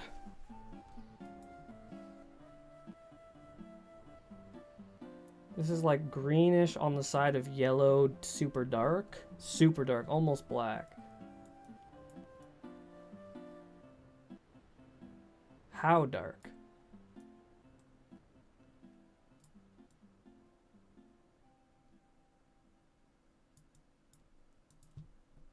Darker? Bro, it's always darker than I think it is. I don't know why. I don't even know what to call this color. It's like red towards pink. With like pastel like this.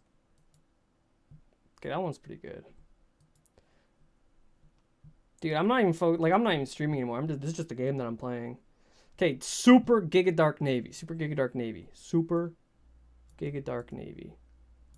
But it's more blue. It's more blue. So it's like this and then this. And let's make it Giga Dark. That's Giga Dark. That's not bad. That's not bad. That's not bad. I'm going until I get a 45. I actually don't even care. I'm going until I get a 45.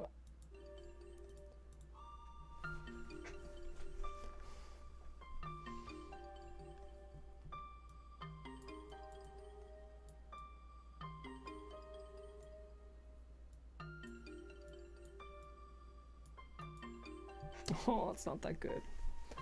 45 is really hard though. No, it's not. Not for me. I'm mastering Minecraft. Okay, so it's like a really kind of like fluorescent orange, more towards...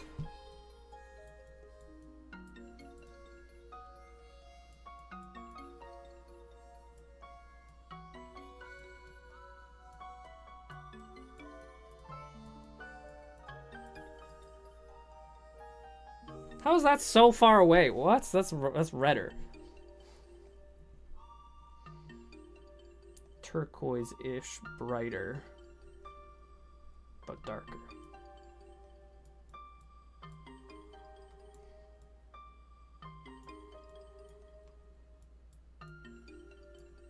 This one's gonna be way off, I can already tell.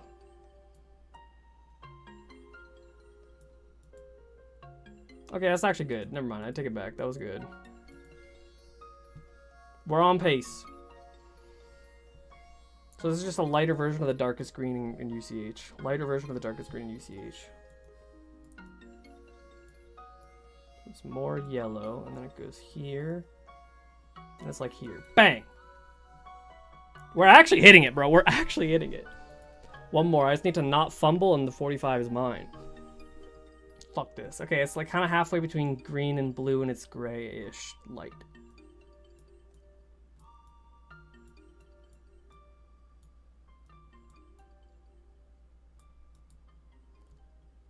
We got it, we got it, we got it. That's a 45.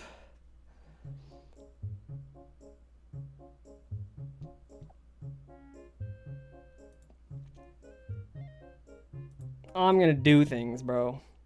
I'm going to do things. I'm running it back. I'm running it back. I'm getting a... this is gonna be so free. I actually understand it now. I see the vision. This color is ugly, but it looks like an olive, but brighter and grayer.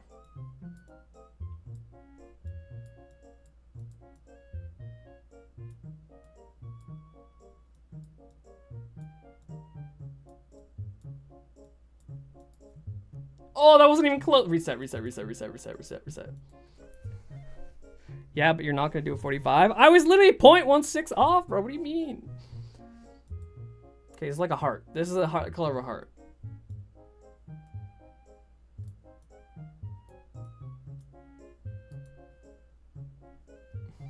Okay, good enough. No need to reset. No need to reset. This is blue towards navy-ish, but really dark. And...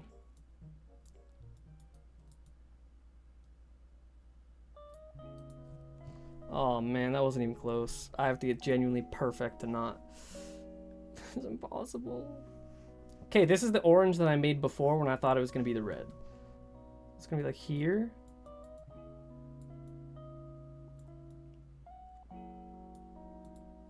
Oh my!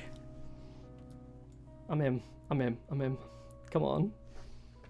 Oh, I don't know how to make this color. It's gonna be red, slightly towards orange, very slight, and it's grayish pastel.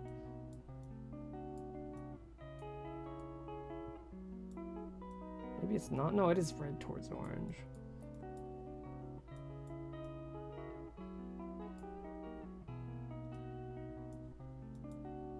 That's not even close, man.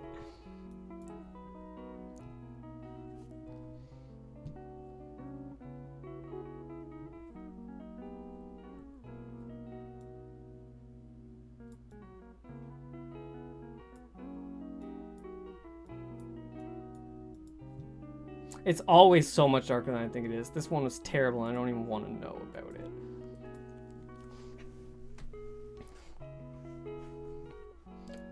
That is a blue, holy shit. That's the most blue.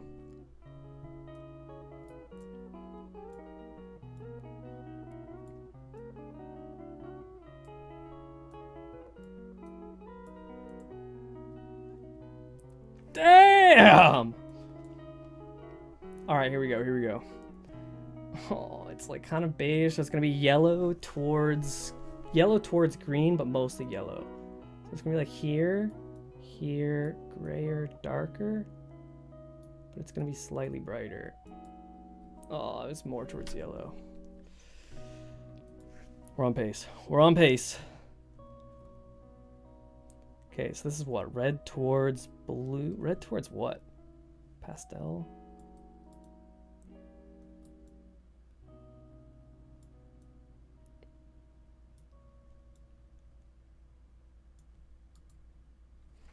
It's not bad. We're no longer on pace, though. We're losing it. We need 2 bangers. Okay, here we go. Yes, this is the darkest purple in UCH. I can do that.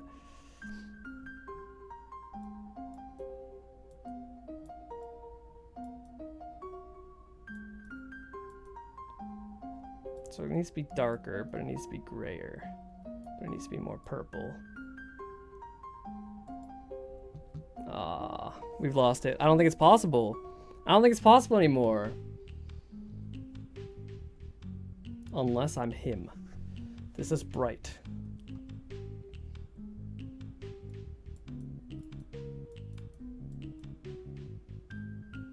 But not that bright.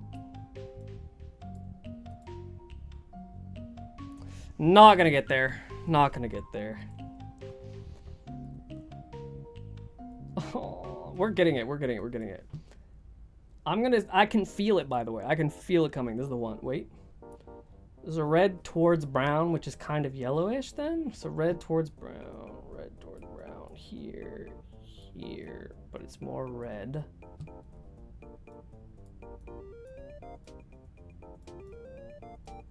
But more red than that. Oh, it's so much darker than I think it is every single time, dude. It's crazy. Okay, well, we need to...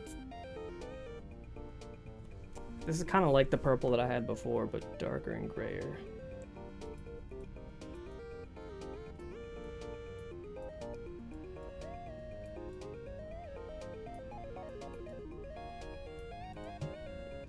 No, it's always... Okay, this run's dead. I'm sorry, guys, the run is dead. You just got 48.33 on your first attempt. I think I'm sorry, I just gotta go kill myself. Respectfully. How? How, man? It's pink towards blue. It's pastel-ish, but it's darker. This is not it. It's not it. This might be it. It's not it. Why is it? Reset, reset, reset, reset, reset, reset. I love this green. I can remember that, surely.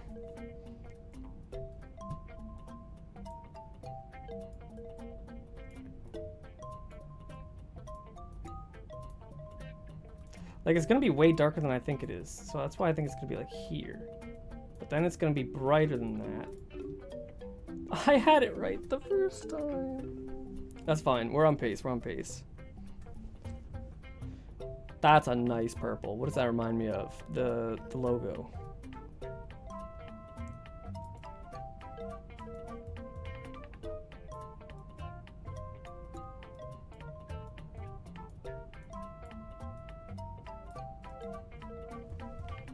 It's not bad.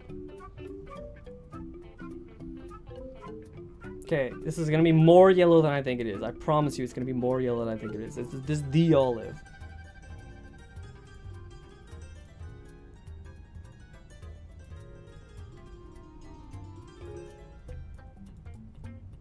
Why does this happen every time? Alright, it's dead, it's dead, it's dead, it's dead, it's dead, it's dead. Move on to the sent link. Alright, alright. We're gonna do this just for a little bit longer than I'm leaving. But I need, like, this actually matters so much. I have to get it.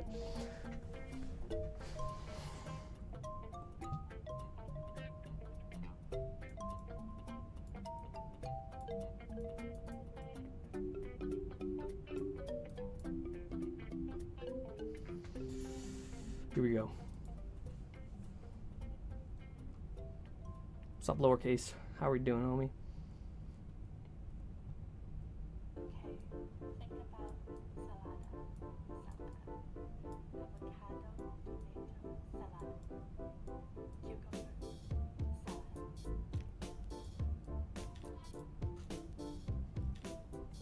We're on a pacer. We are an immense pacer right now. I just need to not fumble. I just need to not fumble. What even is this? Red slightly towards yellow, brown brighter than I think.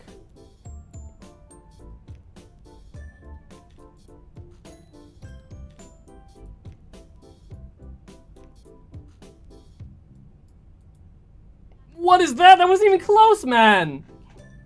What? Oh my god, this is not the run at all. I can still do it. It's still technically possible. I just need to genuinely get this perfect.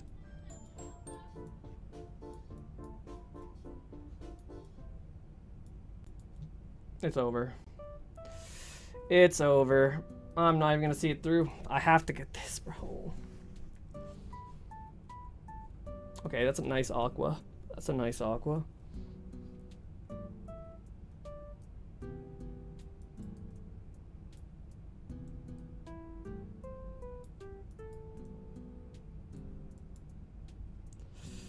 That's acceptable. We take those. Okay, this is gonna be more purple than I think it is. More purple towards brown. More purple towards brown. Come on.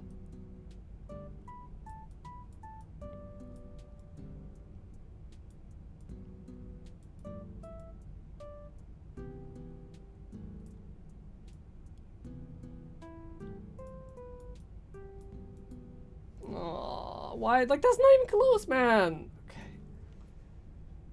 What do you mean? It's more towards purple. It's more towards purple. I'm talking about the direction that a color goes in relative to where my first impression is, you know what I mean?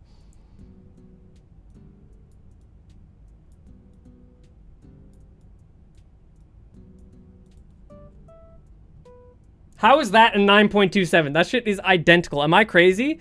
Am I crazy? Like, it's slightly bluer and less green, but like this is so, like, it's so much closer than other like 9.5s that I get.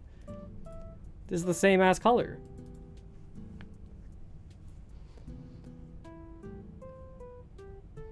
What? I'm not crazy. No, no, no.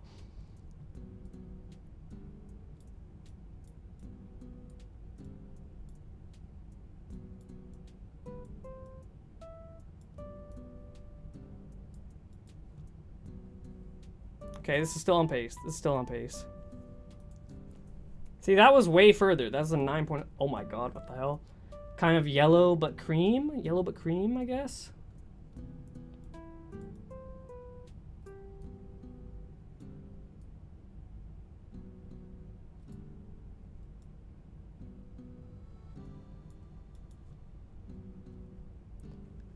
Bang!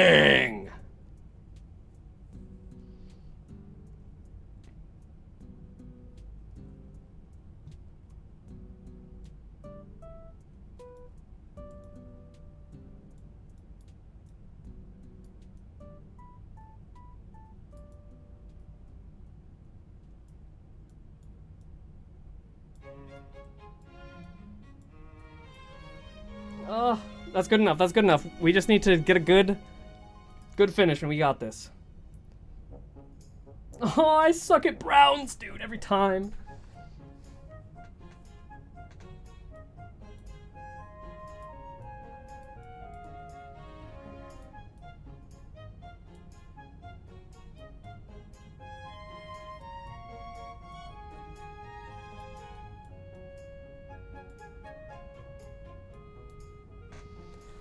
I think we get there. I think we got it.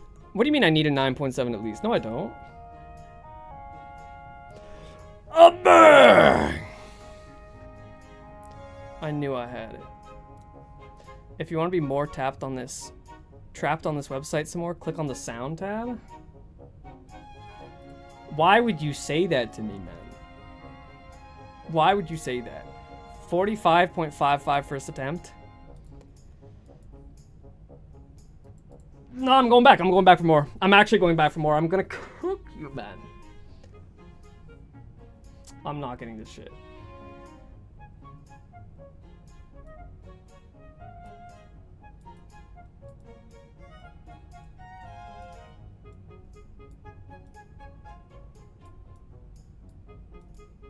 Never mind, I take it back. I take it back. A bang! Okay, we can do that pastel pink slightly more towards the blue side of things than red.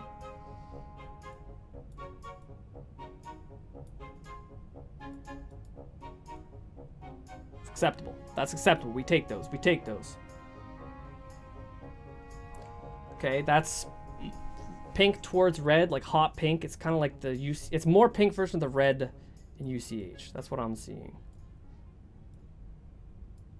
So it's this red towards hot pink, but like this maybe a little bit.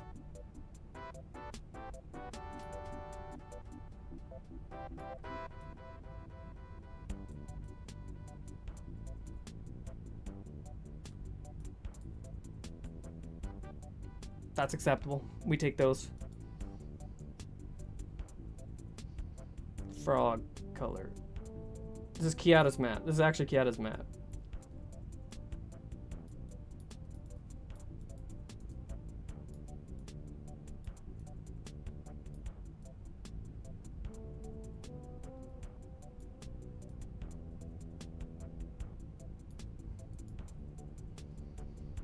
It's okay. It's okay. I just need a slammer here. Okay, it's gonna be more gray than I think it is. It's like greenish towards yellow.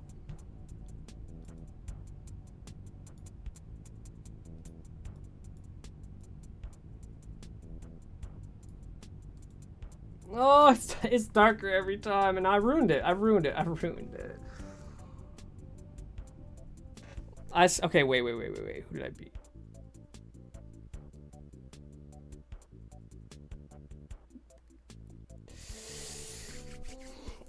You got a 4784. I'm sorry, guys. I'm staying here. I have, like, what did VB get? 48.33. I can do that, man. I can do that. I can be the guy that I'm born to be. This is the color of, like, the HQ. It's like blue, but then it's like purple a bit. Like this. Well, but it's darker. That's fine. It's a good enough score. I just need that score every time. Shit. It's like orangish towards red.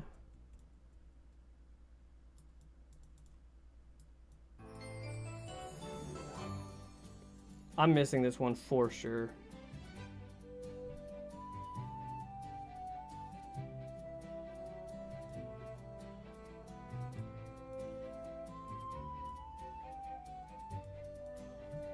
Like, what is that? That's not the color I thought it was at all.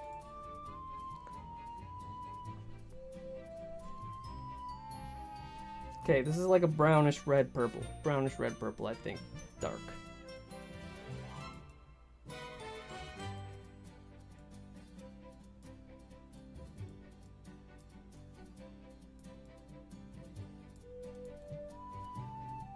Not good enough. It's not good enough. We restart. We restart.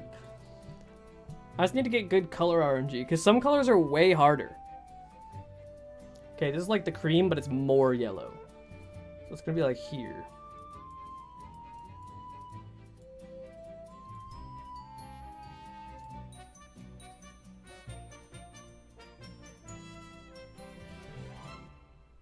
Not bad. Not bad. Oh my god, this is amazing. It's like pine, but lighter. So it's like leaves, but darker.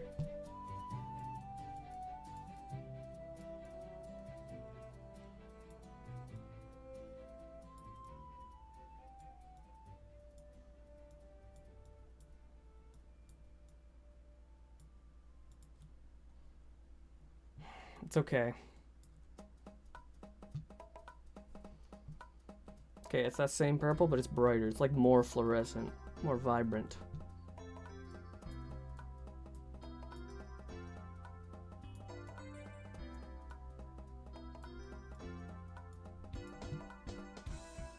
Like, how is that a 972? These colors are so different. These colors are so different. I don't understand. Okay, I miss this color every time, bro. I genuinely, this is the weirdest purple.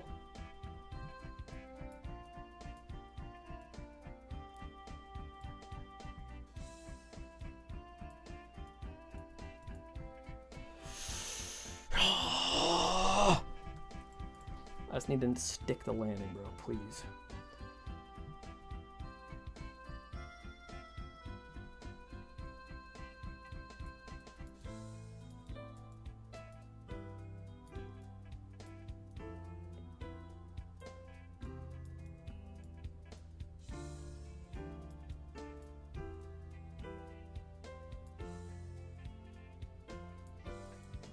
I wasn't even close, man!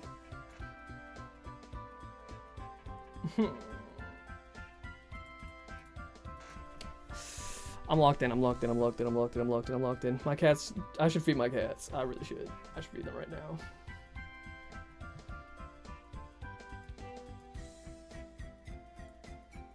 If this isn't great, then I leave.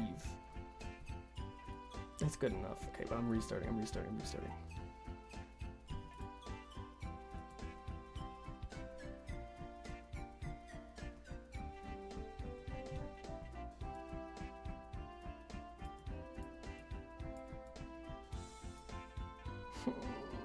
Alright, one more try. If I don't get literally a 9.7 or higher on the first one, I'm ending stream. I'm ending it. Oh, I can get this, though. Oh, I can get this, though.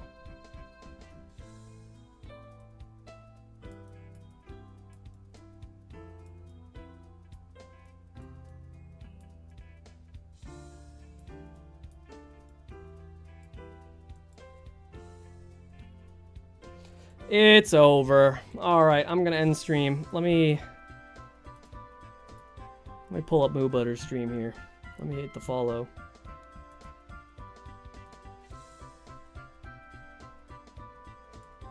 Alright, everybody, we are rating Moo Butters. Go say hi to Moo Butters. Goodbye, everybody.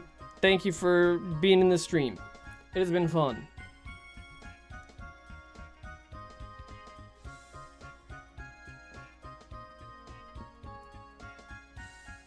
Bye-bye.